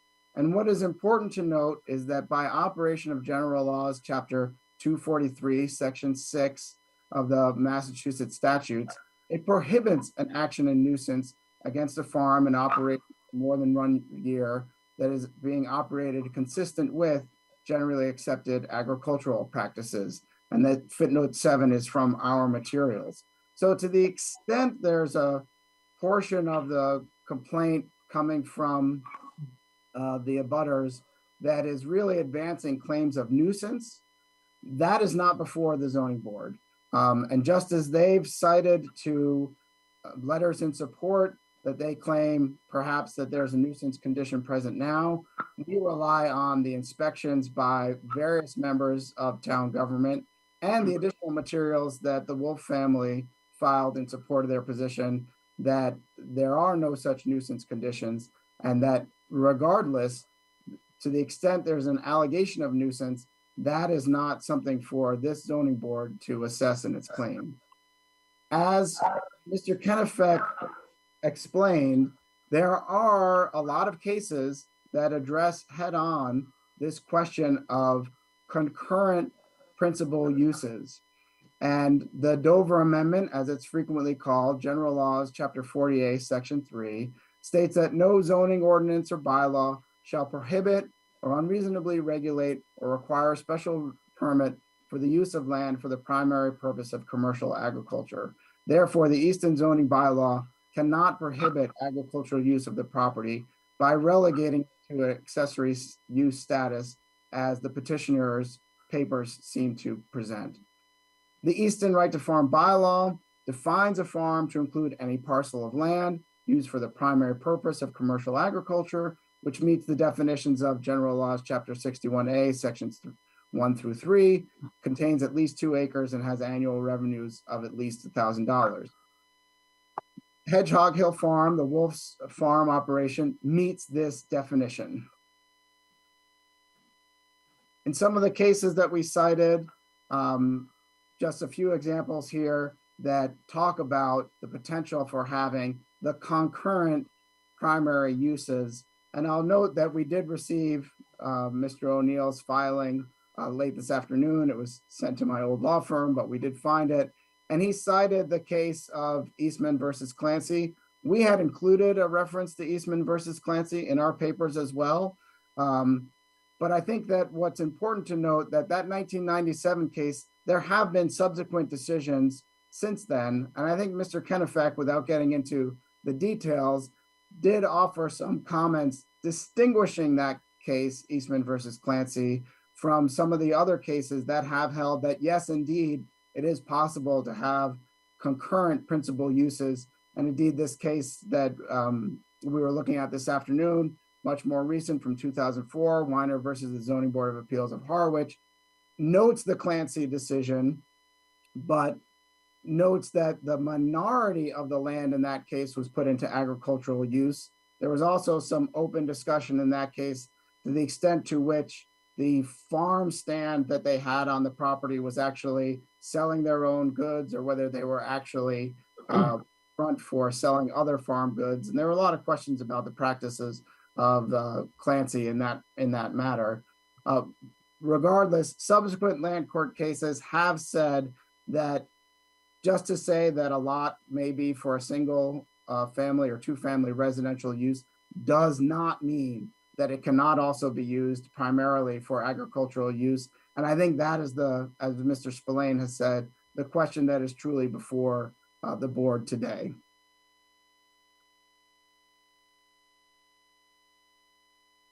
Before I get to this conclusion, I do want to note, as we do in our papers, that there's a lot of use of the language of the estate lot special permit, which does include language that says the special permit approval is for one estate lot to accommodate a single family residence.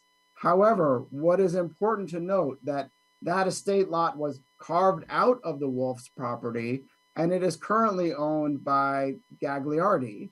So that strict language about the property made to accommodate a single family residence is applicable to the estate lot, which is the Gagliardi lot, not the Wolf lot. And I believe that some of the language that was being used to describe the burden of explaining that if any of the use changes, you have to come back for the special permit, that is distinctly a burden on the estate lot, which is not the Wolf's property.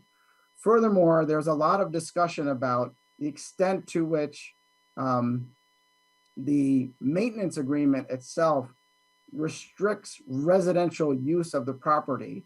And I submit that that language is present nowhere in the maintenance agreement. The language in the maintenance agreement is that it shall be for, the use shall be for the residential character.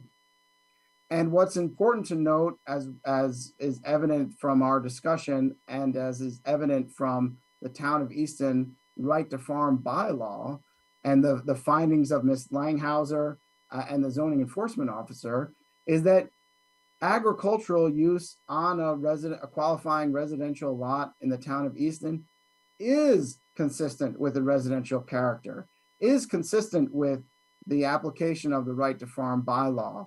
And the notion that because there was years of past residential use should now somehow preclude the opportunity to engage in agriculture in a community, in a rural community with a right to farm bylaw, I think is the wrong conclusion. So ultimately, Mr. Spillane, I would ask that the zoning board affirm the denial from the zoning enforcement officer, uphold the decision of the inspector of buildings, because Hedgehog Hill Farm is a primary principal use of the property allowed by right under the bylaw, the right to farm bylaw, and any interpretation of the farm as merely accessory would violate the Dover Amendment, General Laws, Chapter 48, Section 3. And I'll be available to take any questions. My clients as well, the Wolf family, are present if needed. Thank you very much, Mr. Durning. Before we take any additional questions from the board, Attorney O'Neill, is there anything you want to add or Yes. comment on? Yes, I would like to respond to several points that Mr. Durning made.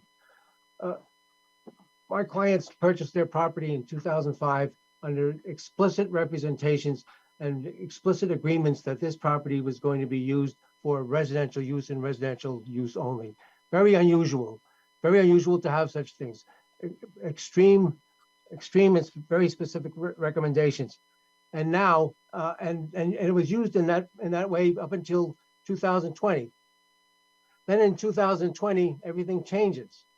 And we now have a full-fledged farm going on next to them. And you've heard, if you don't believe that our clients, take it from the select person that was quoted by our client, saying that she was overwhelmed by the smell coming from Mr. standing on Mr. Gagliardi's property. That's what they get. They had a bait and switch. They bought in 2005. They bought the property on the express representation that this was this was a restricted land, restricted to residential use, and now it's not.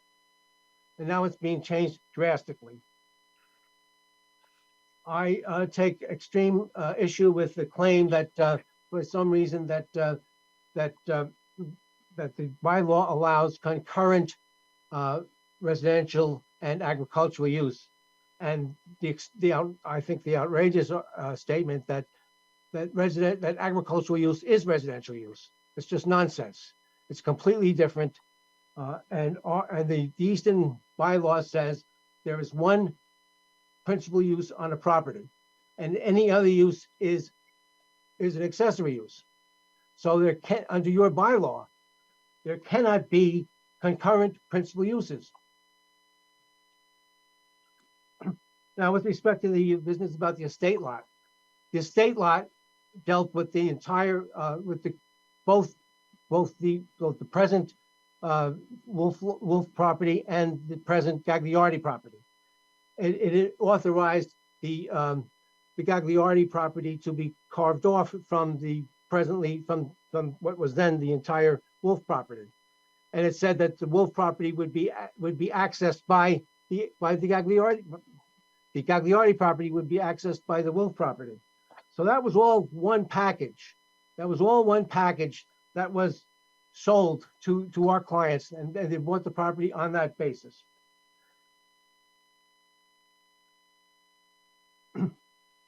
Now, there was criticism of the Eastman versus Clancy case. Now that's a case from the appeals court. The cases that Mr. Durning has cited are not from the appeals court. They cited cases from lower courts. As I read the applicant's materials, he said that he's got one third of the property is used for agricultural purposes. Now, under any calculation of math, that fails the requirements of the Clancy case. It is not primarily agricultural. It does not meet the requirements for primarily agricultural. It does not meet the requirements for the exemption in Chapter 48, Section 3. And there is this completely illogical argument that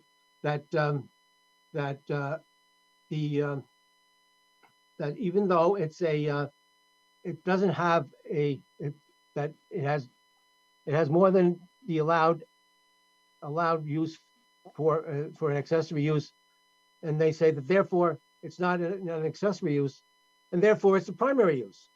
That's a conclusion that just doesn't follow. Just does not follow. He's simply saying that positing that it's a primary use is agricultural, and then he piles on assumption after assumption upon that after that. Their materials say that they have 1/3 of their property is used for agriculture. Read the Easton case. It doesn't qualify as the exemption. All of their arguments fall. Attorney O'Neill, quick question for you. Yes. Just on the Clancy case, I know that's come up on both sides tonight.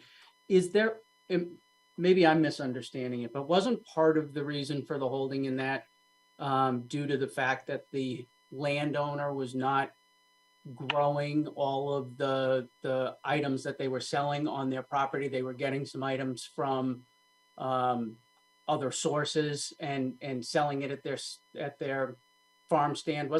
Is that part of the decision, or was it strictly based upon the fact that they were using a third of their land for agricultural purposes in the court's eyes? The court concluded that they were devoting one third of their property for agricultural uses.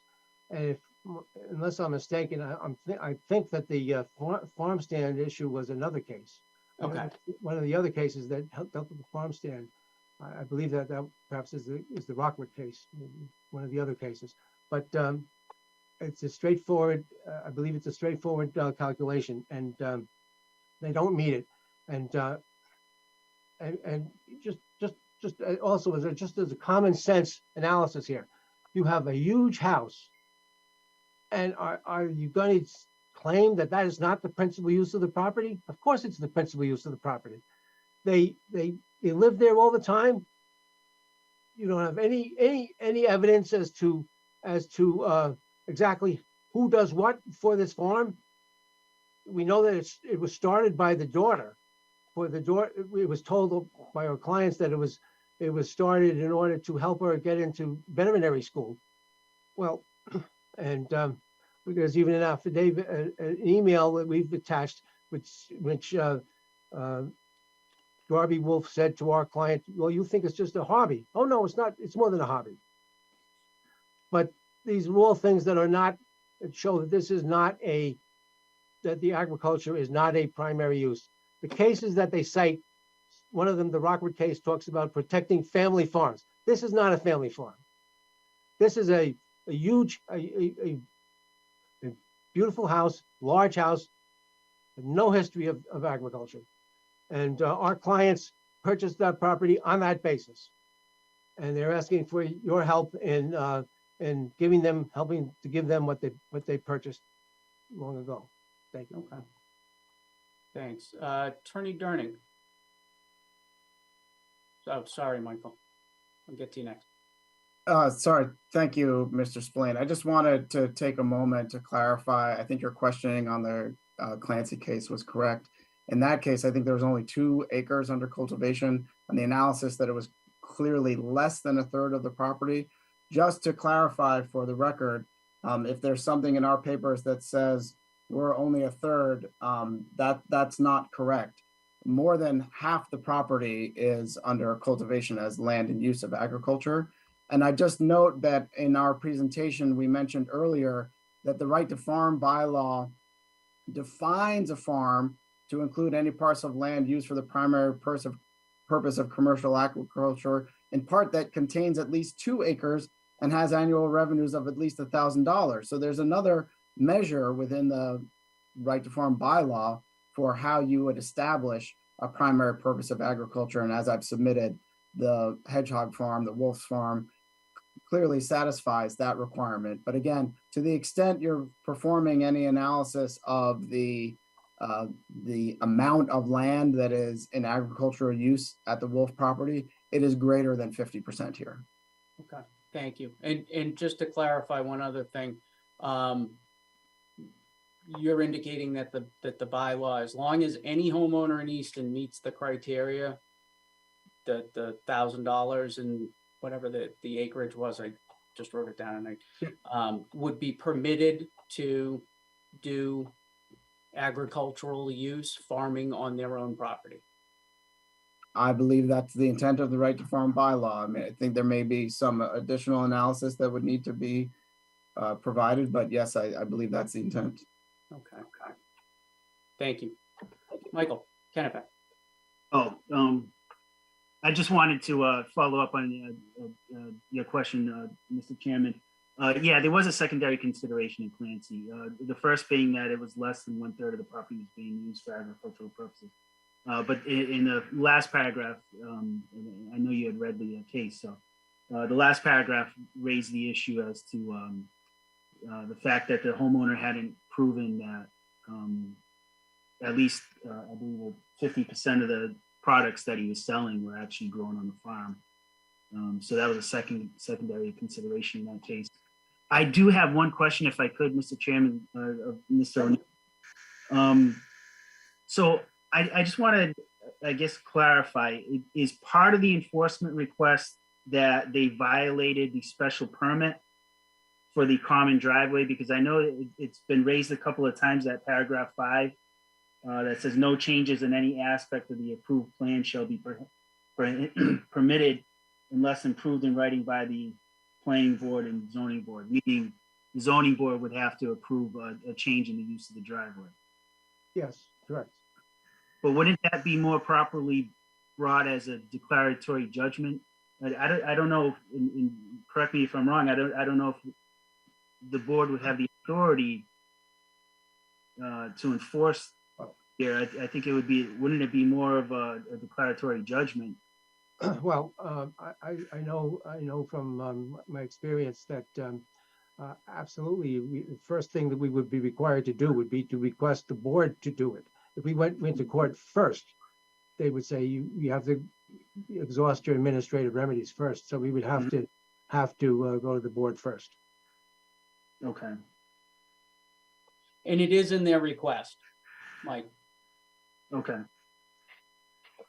And I'll be honest, that's where I'm stuck.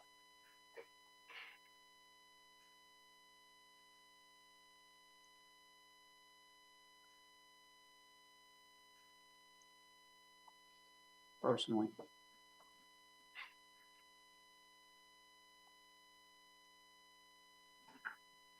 Ms. Bennett, you had a question. Thank you, Mr. Chair. Yes, I just wanted to reiterate that the permit that was issued by the Planning and Zoning Board for the common driveway is one of the cruxes of this.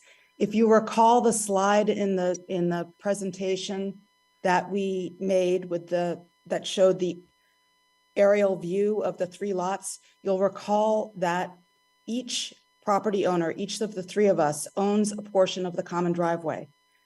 The common driveway permit said residential use, and any change in use or intensity in use has to go back to the town of Easton.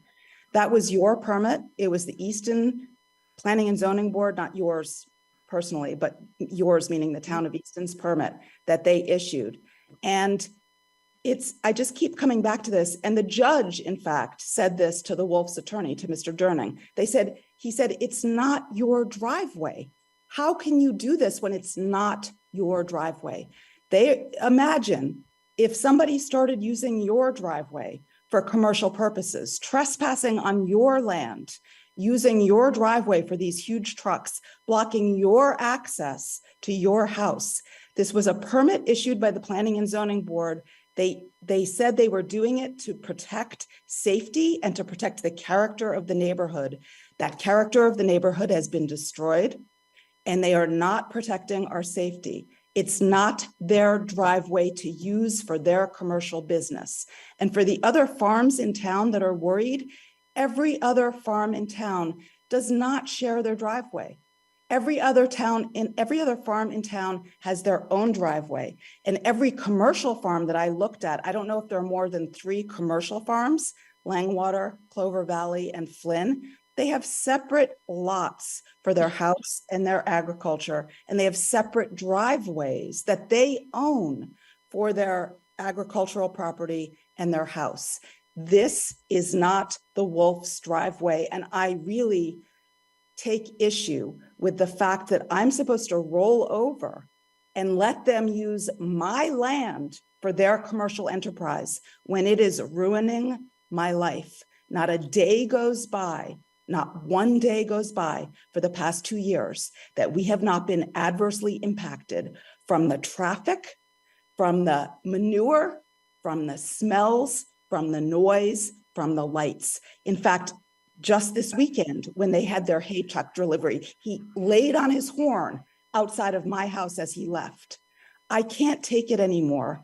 This was a permit issued by the town of Easton. I would really appreciate it if you would enforce it because it's not their driveway. Thank you. Thank you. John, Karen, did you have a question or are you all set now? Yeah, I guess I do. And then there's there's two hands raised in the public, so we'll go to them next. And I'm sorry if we're continuing to troll over ground that we've covered, but I guess I'll ask Attorney Durning this.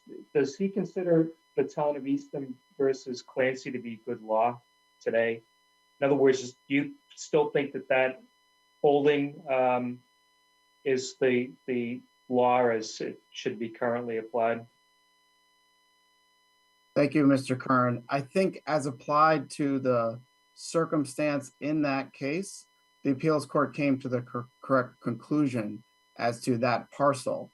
However, as we pointed out in subsequent cases, Attorney O'Neill is correct. The citations that I gave were from lower court cases, land court cases, and superior court cases after Clancy's decision from the appeals court, comfortably found that the circumstances could certainly be of having concurrent primary uses of residential and agricultural. So Clancy is correct on the facts of that matter, but the principle of law that you're able to have a primary residential and primary agricultural use, I think is consistent with the requirements of the Dover Amendment. And again, the Dover Amendment, General Laws, Chapter 48, Section 3, is what those cases are dealing with. And it's under that, in conjunction with the right to farm bylaw, that makes the use of this land as agricultural a use that is by right. So I think that's an important aspect to note in the context of this question of what zoning might be required. The Wolf's use of their land for agriculture is protected by the zoning bylaw, is protected by the Dover Amendment, General Law, Chapter 48, Section 3, as a use that is by right.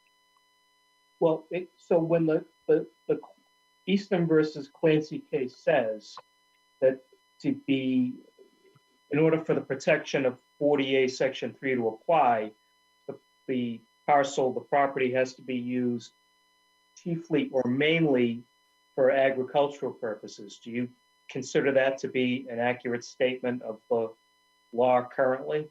I think that's fine. And I think as we've demonstrated it is important to note, Mr. Kern, that the cases in that line hold that you can have concurrent primary uses. And yes, I think that is an appropriate application of that. And we've demonstrated that the Wolf property has both a primary residential and primary agricultural use. Right. I'm not asking about or actually debating the point with you about concurrent use. I guess my question though is this, I mean, is there still, in order to garner the protection that statute provides, does the property have to be used chiefly or mainly for agricultural purposes? Not concurrent use. I don't care about the house. I'm talking about the actual parcel. And before you answer that, I guess part of my confusion is that at one point there was an assertion that approximately maybe a third of the property was being used for agricultural purposes. And a short time ago, you said that it's well over half. So maybe that's why I'm focused on this particular point so much, because I'm not sure that it really has been established how much of the property is actually being used for agricultural purposes. So if I may share my screen again. Yeah, go right ahead. And I can submit this afterwards, but we did get a technical drawing late this afternoon because we were trying to assess this as well. And Pilling Engineering provided this sketch showing the shaded areas where agricultural activity is taking place. And it is well over 50% of the property.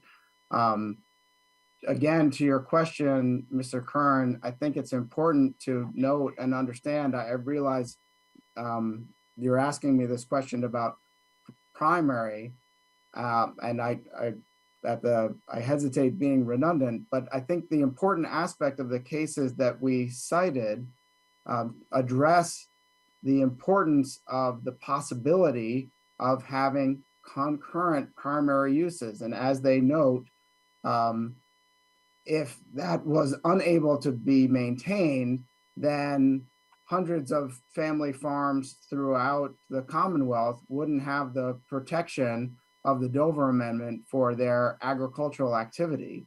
To the extent Mr. O'Neill posits, who knows who's doing the farming here, this is a family farm. The Wolves are central in directing the farm activities. It's taking place present on their residence. Members of the family are involved in the operations, and I think this holds up as a family farm, and that yes, it enjoys the protection of the Dover Amendment, General Laws, Chapter 48, Section 3, and that such a finding would also be consistent with the ruling in Clancy. And this diagram that you're sharing with us right now, I think you said you obtained it late this afternoon. That's correct, sir. So is this the first time that the Bennetts or the other family are seeing this? We didn't get a chance to submit it to the ZBA. We will do that. No. So when it wasn't produced in conjunction with the ongoing litigation down in Bristol County. No, that's correct, sir. It was not. Okay. So when you say that over half the property is being used for farming, I mean, maybe I shouldn't direct that question to you. Never mind. I've asked what I wanted to at this point. Okay. There's some hands raised in the public. I'll go in order. There's an Edmund Hands. If you can identify yourself with your address and. Yes, I'm Edmund Hands, 20 Purchase Street, Southeastern. I am currently on the Agricultural Commission, and I am not speaking for the Agricultural Commission. I'm speaking for a historic version of myself. I was on the original Agricultural Commission that drafted the Right to Farm bylaw. I guess in those early days, we anticipated a time when it would take 3 PhDs to tell you what sheep manure looked like. I think it's disingenuous to call Easton a rural community anymore. And when we drafted the Right to Farm bylaw, I was one of the 2 drafters. We were trying to protect established farms from abutters that were moving in and establishing residences. So we did not look at the issue of established residents having a farm move in next door to them.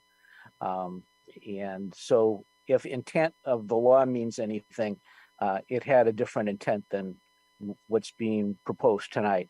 The other thing is our Right to Farm bylaw, and I would argue Mass General Law, while it provides broad powers for farmers, like every other right, those rights are limited.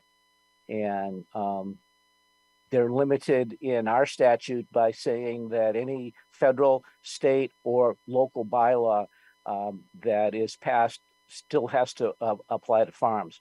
For instance, we have a manure control bylaw in town, and manure on the streets, I think, is a violation of that.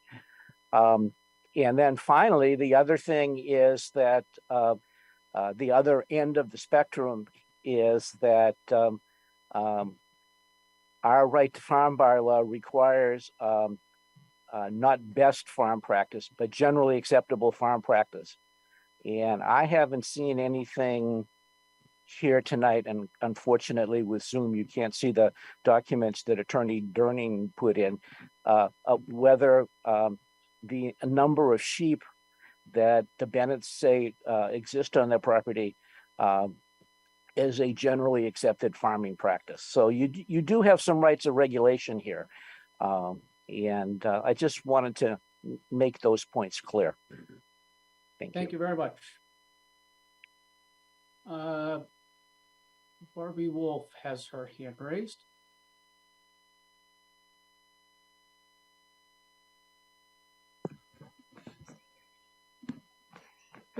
Hi. Hi, Ms. Wolf.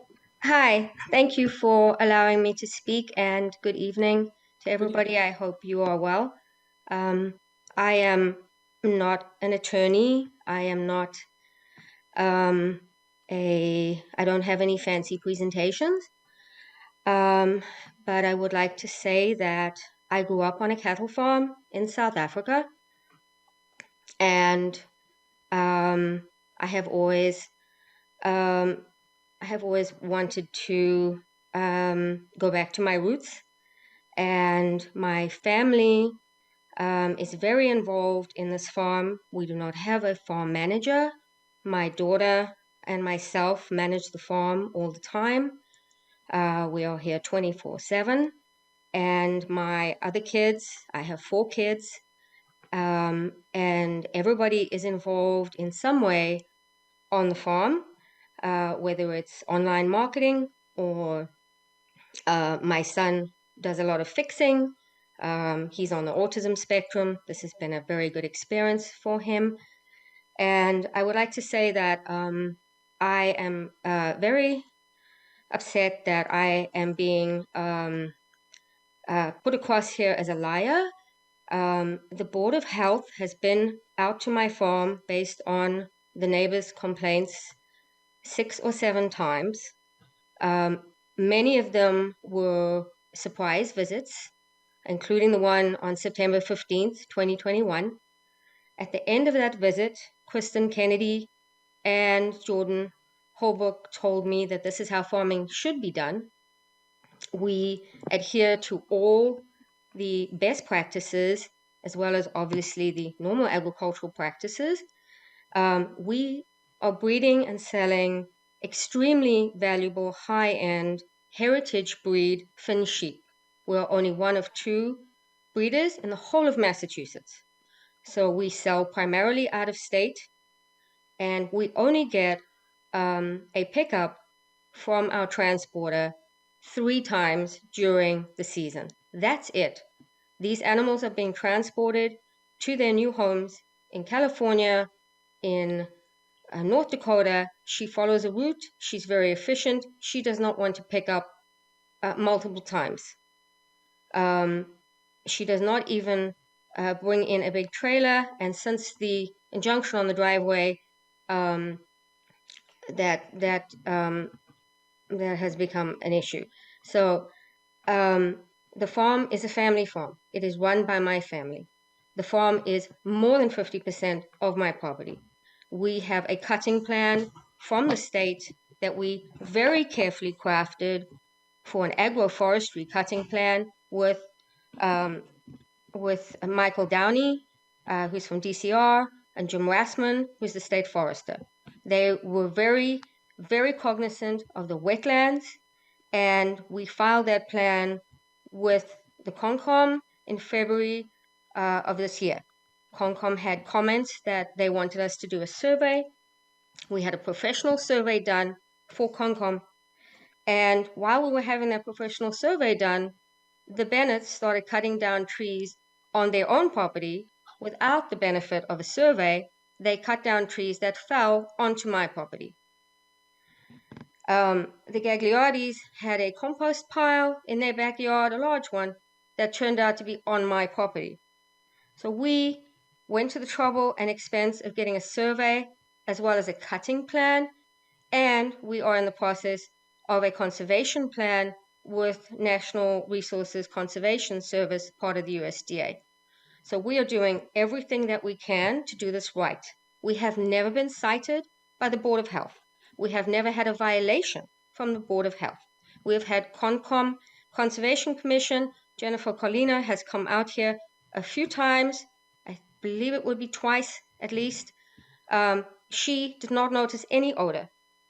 She checked on our wetlands usage that Kyla Bennett complained about 3 times, the same issue, and 3 times was given the same answer, as well as an answer from the state forester that we are not clear cutting. We are cutting exactly as our cutting plan required, and we are not doing anything illegal.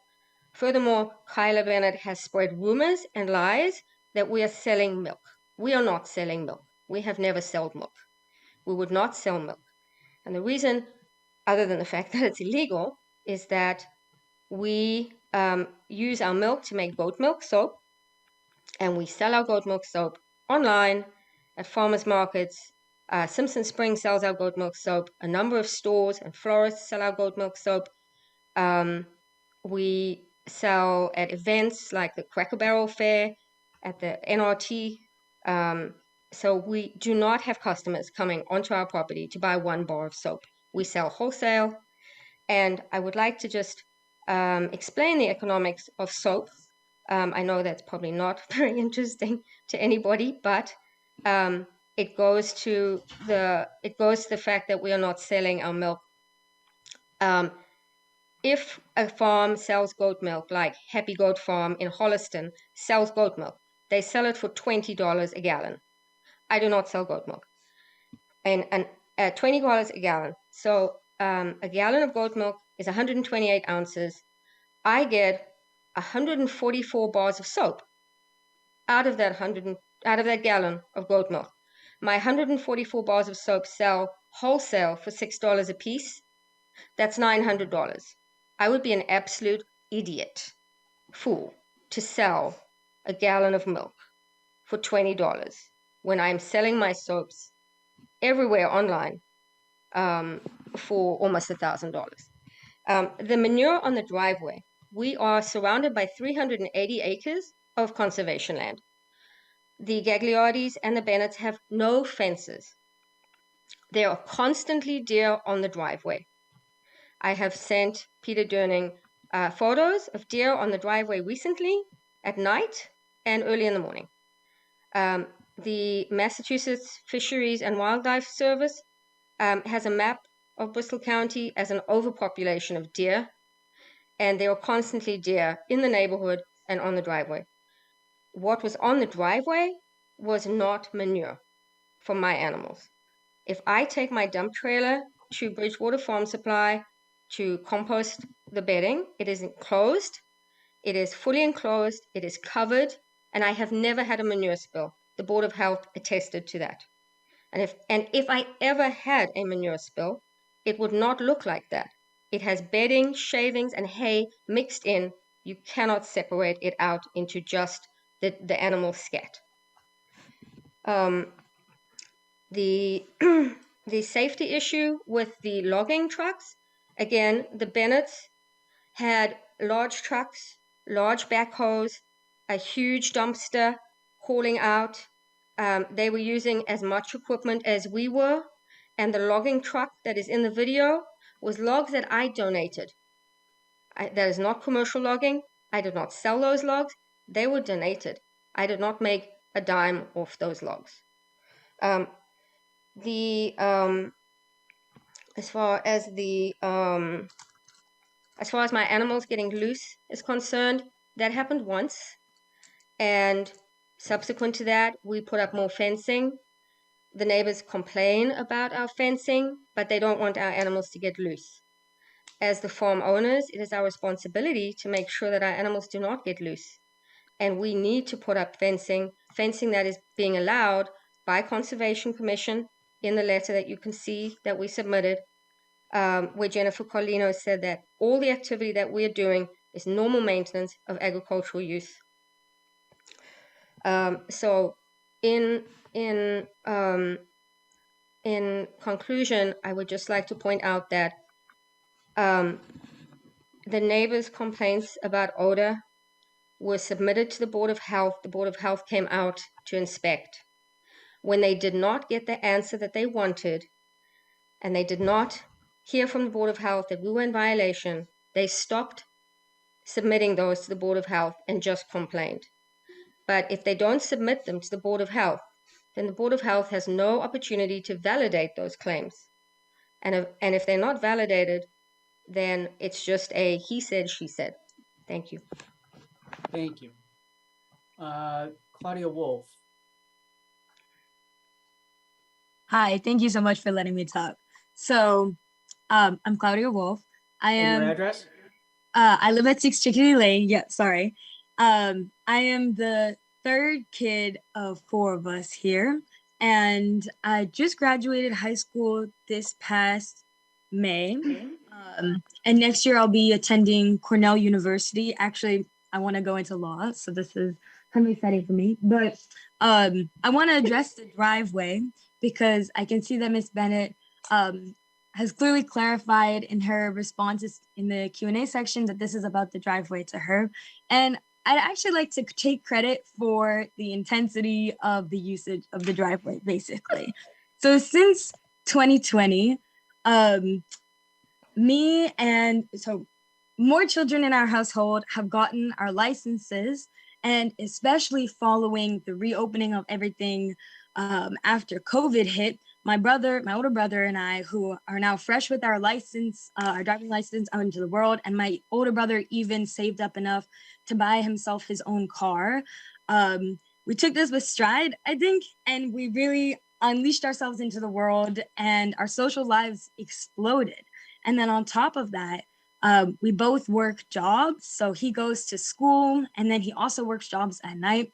And I work 2 jobs during the day. I work actually from 7 a.m. to 4, and then I work from 5 to 9. So I'm working like the whole day, and I come home in between then. And even my older sister, who started the farm, she goes to school, and then she also works too. So we're all doing a lot of things. But really, I think the intensity of the use of the driveway is the social life. So I know a lot of times I come home really late at night, especially because I only ever get off work at 9, or even sometimes my shifts only end at 11. And a lot of the times, to my parents' absolute dismay and their worry about my safety, I come home at like the really late hours of the night with a lot of friends. And I have these friends, so just a couple weeks ago, every time my friend's 18th birthday, and some plans changed around, and they were supposed to sleep over at someone else, and then things kind of went sideways. So I was like, why don't you just sleep over at my house tonight so that everyone stays safe? So at like 3 a.m, which I know is really late, and I know that can be disruptive to the Bennett's and the Gagliardi, so I apologize for that, but I'd like to maybe chalk it up to just teenage stupidity. Me in my car with 2 other girls and 2 other cars full of teenagers came down the driveway, and I let them sleep over at my house, and they stayed at my house for like 45 minutes getting themselves settled in before those 2 cars drove away. And I have to be honest with you that there's so many other instances like this where I invite people over, and I really am going in and out of the house all the time, especially when I work so late. So it's like those hours of the day that I can make use of, I'm trying to make use of all the time. And I invite my friends over all the time too, so they're driving up and down the driveway. So I honestly think that the intensity of the driveway being changed is the social aspect thing. And I know that there are some trucks coming up and down the driveway, but I think that's really, really rare, especially as the person who actually lives in the house and is experiencing it from the inside. I'll tell you that most of the activity, almost all of the activity going on in the driveway is me and my brother bringing his friends over, and even driving my grandma around, things like that, picking my sister up from the train from school, going to and from work and hanging out with my friends and having them come over and then bring their friends over, which I think is completely acceptable, I hope, compared to any farm uses of the driveway, which, like my mom said earlier, really only happens a couple times during the year because there's just no use for us to use the driveway for the farm because everything stays within.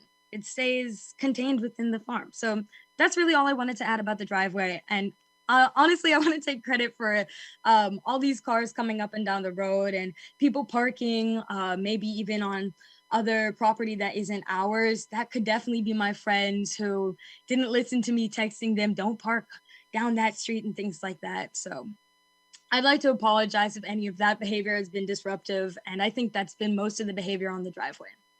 Thank you. Bill Gagliardi.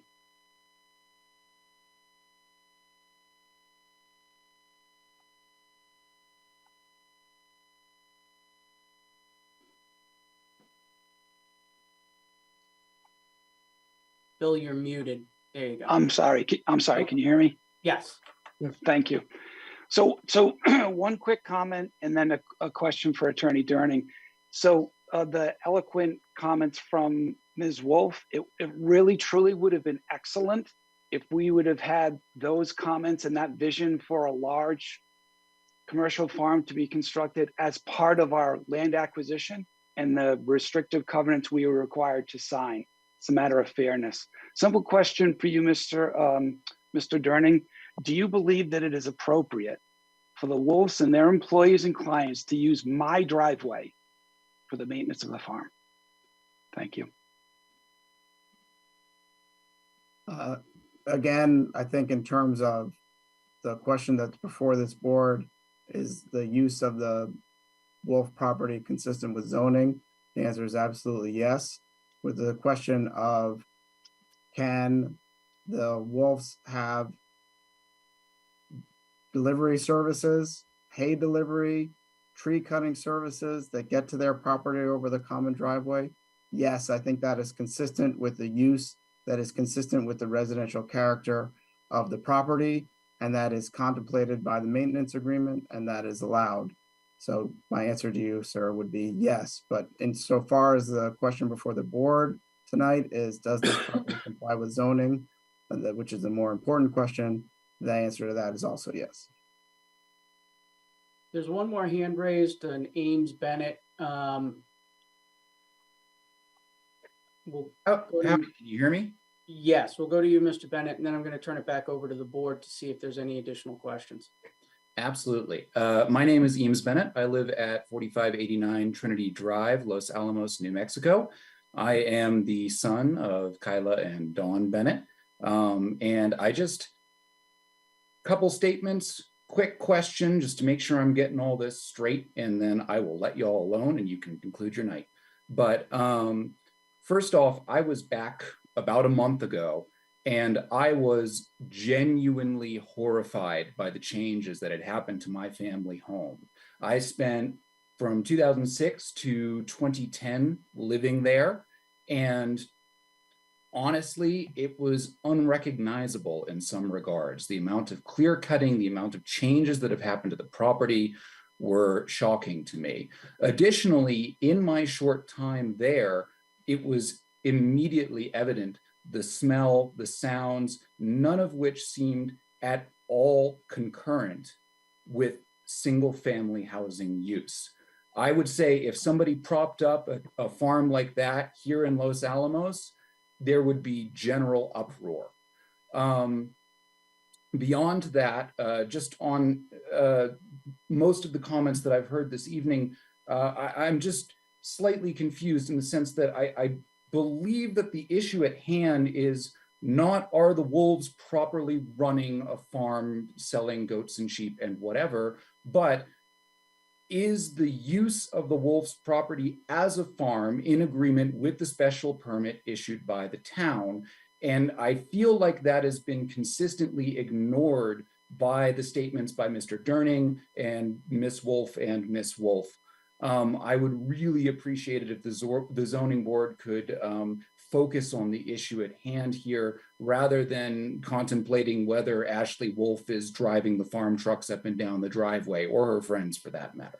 Anyway, thank you. Thank you, Mr. Bennett. Members of the board, any questions at this point? Procedural question, not Go ahead, Stephen.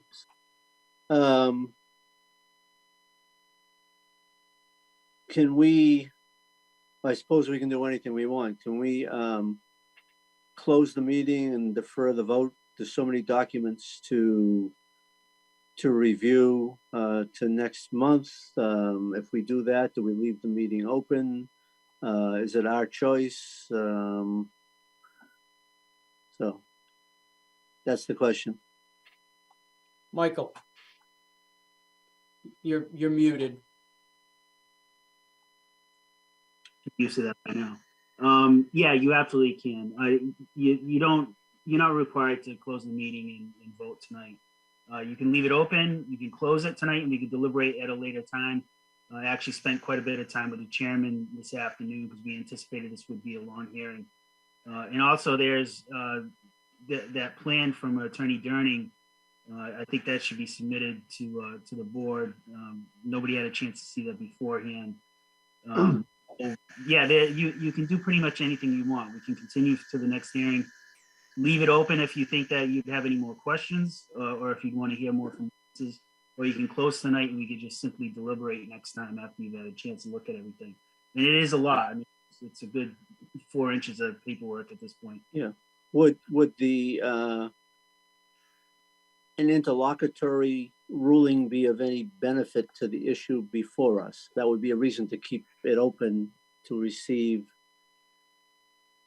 an interlocutory ruling. I will say this, if there's an inclination to continue the hearing and it's as a result of you wanting to review documents or information relative to this hearing, I would absolutely keep it open for the opportunity to ask questions at the next hearing.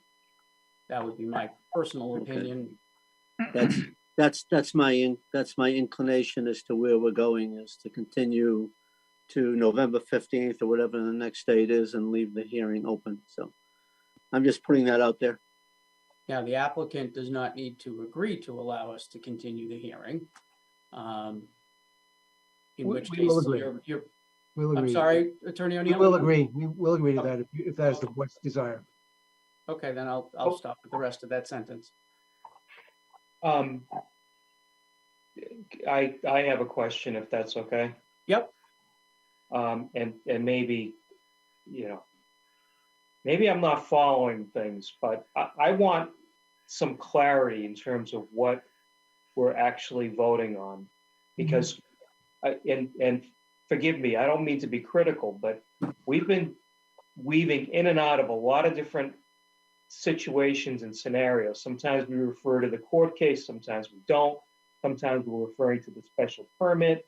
Then we talk about the maintenance agreement. We're talking about Chapter 40A, Section 3. And I just want some clarity from my perspective on exactly what it is we're voting on. Are we voting on, and let me just, I'm sorry, are we voting on just whether or not they have a right to use the property as a farm under Easton bylaws in Chapter 40A? Are we also voting on whether or not there has been or is a violation of the special permit that was issued by the Zoning Board of Appeals back in 2006 or whenever it was? So technically, we are voting on whether Kevin Griner's decision that there was no violation of the zoning bylaw was correct or not. How you get to that vote could be different for members of the board. So then my question is, why are we talking about the special permit? Why are we talking about the maintenance agreement if that none of that is relevant to that specific The applicant has said it is relevant. Yeah. Yes, and it was submitted to Mr. Griner as well. So so that is the position. All right, I'm sorry. So Mr. Griner was also asked to consider and issue a decision on whether the special permit was violated? Yes. Is that the understanding of the board, that that's also a part of this appeal? It's been my understanding. Well, that's an issue that I've had an issue with. That's why I keep asking this question, because there's still, where it's almost 9 o'clock, and from my perspective, there's still no clarity on that particular point. And so even before we consider whether or not we're going to defer this for another month, which might be a good idea, I think that if nothing else, we should come out of this meeting with a clear understanding of exactly what it is we're going to be voting on. Because my understanding is, can they use the property as a farm or can they not use the property as a farm? Well, that's the simplest explanation. But yeah, except that I think you've got an extenuating circumstance in that there is a shared driveway. And whether or not the special permit that created this, and I'm not saying I'm voting one way or the other, I'm just saying I think we've got to get comfortable with is there a right to farm on the property independent of the fact that they need to use a shared driveway in order to do that? And I don't know what the right answer is. I'm just saying that right now. There was also a statement a moment ago from Attorney O'Neill that the question of the special permit was submitted to and decided by the building inspector. So from their perspective, that is part of this. Yes. Correct. No, the applicant absolutely thinks it's part of it. So let me play lawyer for a second. So if three people own a piece of property as tenants in common, each one owns an 1/3 undivided interest in the whole. So you can't say which part of the house belongs to A, B, or C. So isn't that the same as the driveway?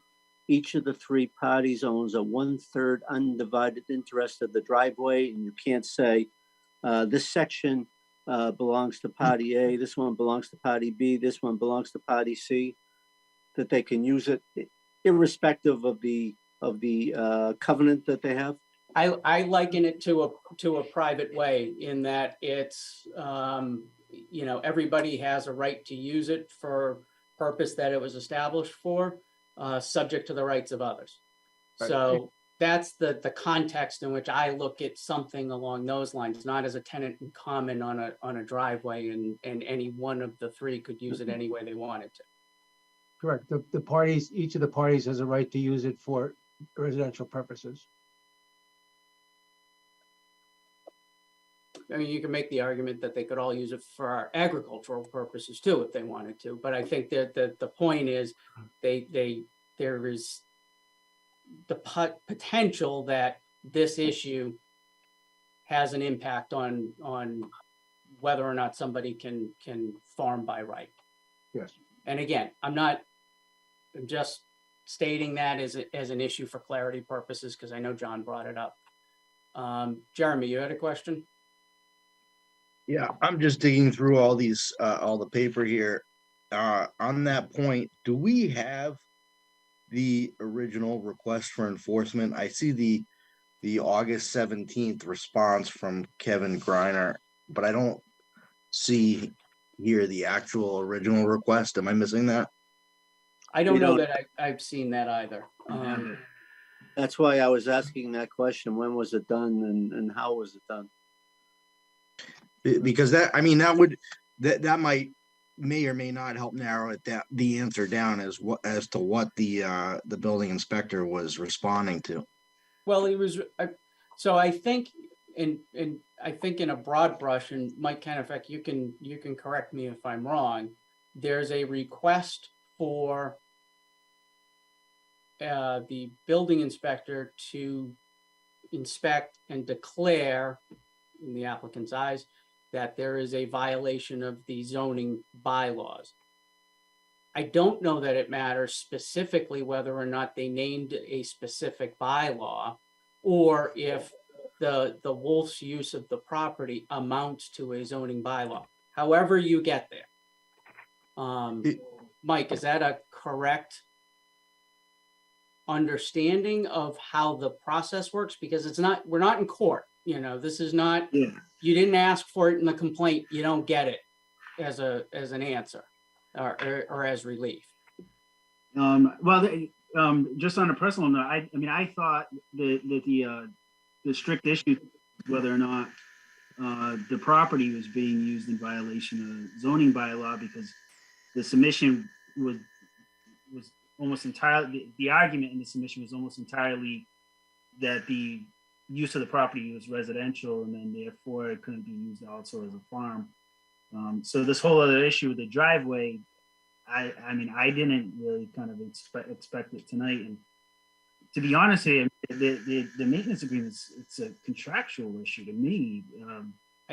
I don't disagree. I should go to court in declaratory judgment, and maybe they've raised it just to preserve their rights, because there's always a possibility where they could, where the Wolves could say, they didn't exhaust the administrative remedies. But again, I think the maintenance agreement only has maybe tangential value for evidence. I mean, I think the primary focus here has to be, can they farm on these 8.9 acres? Yeah. Right. Well, Oh, go ahead, Attorney O'Neill. So we are claiming, we are seeking enforcement of the special permit. We allege violations of the special permits, and that's part of our complaint. Okay. I saw that in the brief, so that's why. And maybe my understanding is incorrect. Maybe the special permit and whether or not it's been violated should not be part of this consideration, but given that it was in the brief, and I do think it's a unique situation where you've got 3 homeowners using a shared driveway, and this isn't, you know, a neighbor complaining about their next door neighbor who has their own driveway of doing the same thing, in which case I think from my perspective, the analysis is a little bit different. But if there's a special permit that says access to the property can only be used for X, and that any additional use of the driveway for purpose Y, you know, they need to go back to the board that granted the special permit and ask for an amendment or a change in use or something. I think there's some validity to that argument. Whether or not it's appropriate in the context of what we're doing, I'll be honest with you, I'm not entirely sure. And I'm kind of with Steve at this point that I think we need to continue until November and get an answer to that question. That's my personal opinion, because I don't think it's going to get decided tonight. So in the question that you're asking, Mike, is what was submitted originally to the building inspector? No, I don't think, again, that may have that may in part have something to do with it, but I don't think we're necessarily restricted to, you know, was this a complaint filed in court and you have 4 counts, you know, were those, if you didn't include a count in your complaint, you don't get relief on that issue. I don't think that's the same thing here. So I'm less concerned with what specifically was in the request for Kevin to enforce. However, if it's deemed that, yes, because it wasn't included in the original request for Kevin's review, maybe another request needs to go to Kevin so that it becomes part of this process one way or the other. I don't know. You just anticipated my question, because I think you might be right about you might be right, except that I think we need to know whether or not when he issued his decision, he was considering the special permit issue. Because otherwise, if he wasn't, then there's no appeal on that aspect of all this, and it wouldn't be relevant. But it's not clear from what I've reviewed, at least, that was part of what he considered and what he decided. That's why we need, I assume it was a written letter to Kevin to start this whole process. We need a copy of the letter, whether he has one or Attorney O'Neill, Ms. Bennett has the letter or something. We haven't seen it. It could be part of the record. Let me go to Ms. Bennett because she's got her hand raised and I'm guessing she has a response to this issue. Thank you so much, Mr. Chair. And I apologize that you didn't get it in the packet. That was an oversight on our part. Yes, we did. It may be in there. As okay. Attorney Kennebec said, there's about 4 inches of paper on everybody's desk. So I'm sorry about that. No worries. It's not anybody's fault. It is what it is. So I was the one who submitted that request to Kevin in July. It was almost exactly 30 days before he issued his decision. So Mr. Merlin, perhaps that answers your question. It was in mid-July that we submitted it. I can get you a copy of it.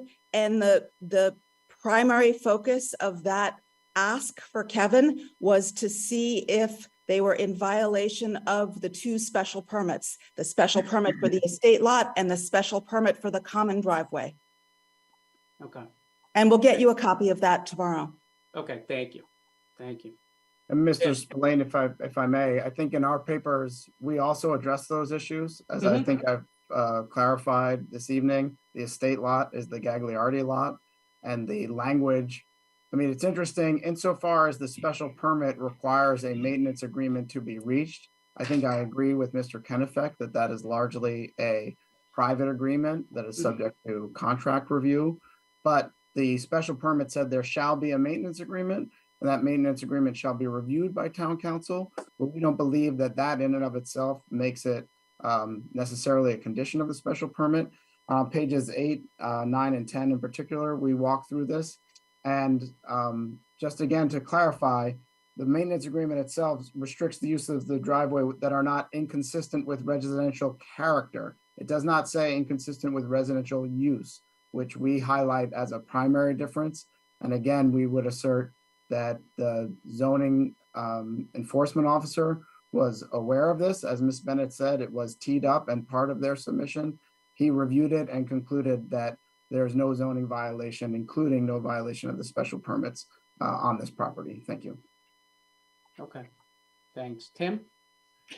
Oh, I mean, it's just, to me, it comes down to, for us, whether, because the Wolves conveyed to the other people, the lot, and they're bound by the state lot special permit, then it really just comes down to if we have authority on whether we should be able to make any decisions on this driveway that's shared. It's only, 12 feet wide at points. It's pretty, and then other than that, it seems like the right to farm is pretty much, if you can show that you're actually doing it, it seems like it's universal right for anyone with a large enough lot. Now, whether or not you should be able to have access on like Mr. I'm trying to think now, my brain's fried, but as he was saying with the example of tenants in common, the driveway split up in 3. When you think about it, there's 3 interests involved. So that's what it comes down to. So, I think we should consider continuing till the next meeting if everyone's okay, if that's what we're going to be ruling on. I'm like Mr. Curran here. I'm confused to exactly what we're going to decide. Yeah, so. Can I make a motion on that? No, not yet. Oh, okay.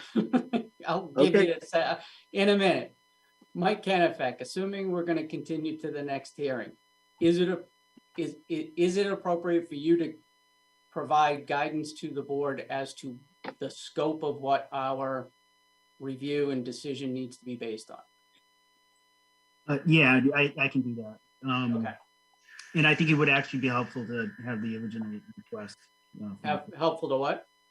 To have the original request for enforcement. Right, and Ms. Bennett said she'd provide that to us. So, and I agree. I think it helps, and I think it will sort of uncloud the issues that we're looking at and need to make a decision on, because it's a little on the confusing side. Tim? Yeah, one last more senior, this is directed to the chair and Mr. Merlin and more senior members. If you run across this before where someone had maybe a 10-acre lot and suddenly they just decided to turn it into a farm after they subdivided portions of it, or I've never seen this myself, but I don't know if that's even relevant, just curious. I'm not sure I've ever come across it in Not I. doing this, but okay. I'm sure it's happened, so. Okay, so. Can I make a motion now? Assuming attorneys O'Neill and Durning have no objection to us continuing, Steve, I will open the floor to your motion. Okay, so with the permission of both parties, I move that we continue to our next date, which I understand is November 15 at 6:35. In case we get something. Suzanne, how many matters are you looking, or are you assuming we are going to have on the docket for November 15th? It's unclear because it didn't come in yet, so it's unclear. Potentially. I mean, are we potentially looking at one additional matter or? 1 or 2. 1 or 2. Okay. Then I think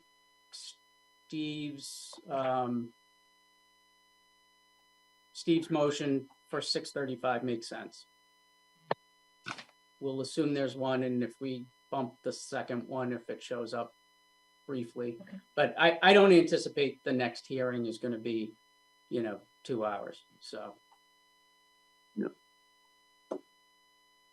So motion on the table to continue until November Seconded. 15th at 6:35, made by Mr. Merlin, seconded by Mr. McCall. All those in favor, Steve, Yes. Jeremy, Yes. John, Yes. Tim, Yes. and I vote to continue as well. Good. Ladies and gentlemen, everybody who participated, attorneys Durning and O'Neill, I thank you for your presentation, the information, the patience. And I understand, the applicants and the respondents are anxious for a decision. I hope you understand that we just want to make sure that we have all the information we need in order to make the correct decision in this. And that, we're taking it seriously, and we want to make sure that we have all the information that we need to have before us before we make that decision. So we've continued. That's it for this evening. I thank you all. Board members, we have a couple of housekeeping things to take care of quickly before we go. Okey-doke. You're welcome.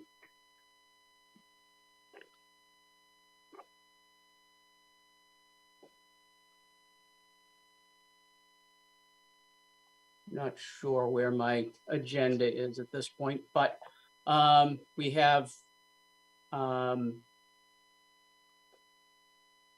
meeting minutes from, when was our last meeting, Suzanne? I don't have the date in front of me. August 23rd. Okay, August 23rd. Somebody want to make a motion to approve those meeting minutes?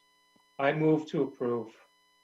Motion made by Mr. Curran, seconded by Seconded. everyone. Mr. Merlin, all those in favor, Steve, Yes. John, Yes. Tim, Yes. Jeremy, Yes. I'll vote to approve. I'm not as sure, well. I'm not sure if I get a vote on that, but Ed, did you sit Yes. on that hearing? Which hearing? August Yes. 22nd? You did, right? No, wait. Yeah, one of Ryan you- might have. One of No, you I two don't think I voted to did. approve it, so. I wasn't there.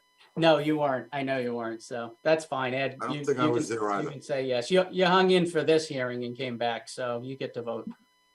Very Um, informative. Yes. Suzanne, anything else I'm missing or forgetting? No, Okay. no. But we do have to Uh, vote to adjourn. What's that? We do have to remember to vote to adjourn. Yeah. Motion to Yeah, well, that's adjourn. what I was gonna do. So I figured Steve was right on top of that one, so. Yeah. Motion to adjourn by Mr. Merlin, seconded by Mr. Curran. Thank you. All those in favor, Steve, Yes. John, Tim, Yes. Yes. Ed, Yes. Jeremy, Yes. and I'll vote to adjourn as well. Thanks, guys, for hanging in there. Hopefully we get some clarification. I'll talk to Mike. We'll get something, substantive to everybody before the next hearing, with some guidance, but, Thank you. all's well. So, Okay, take care. all right, we'll see you on the 15th. Thank Thanks, you. guys. Thank you. Take Good care. night, everyone. Good night. Bye.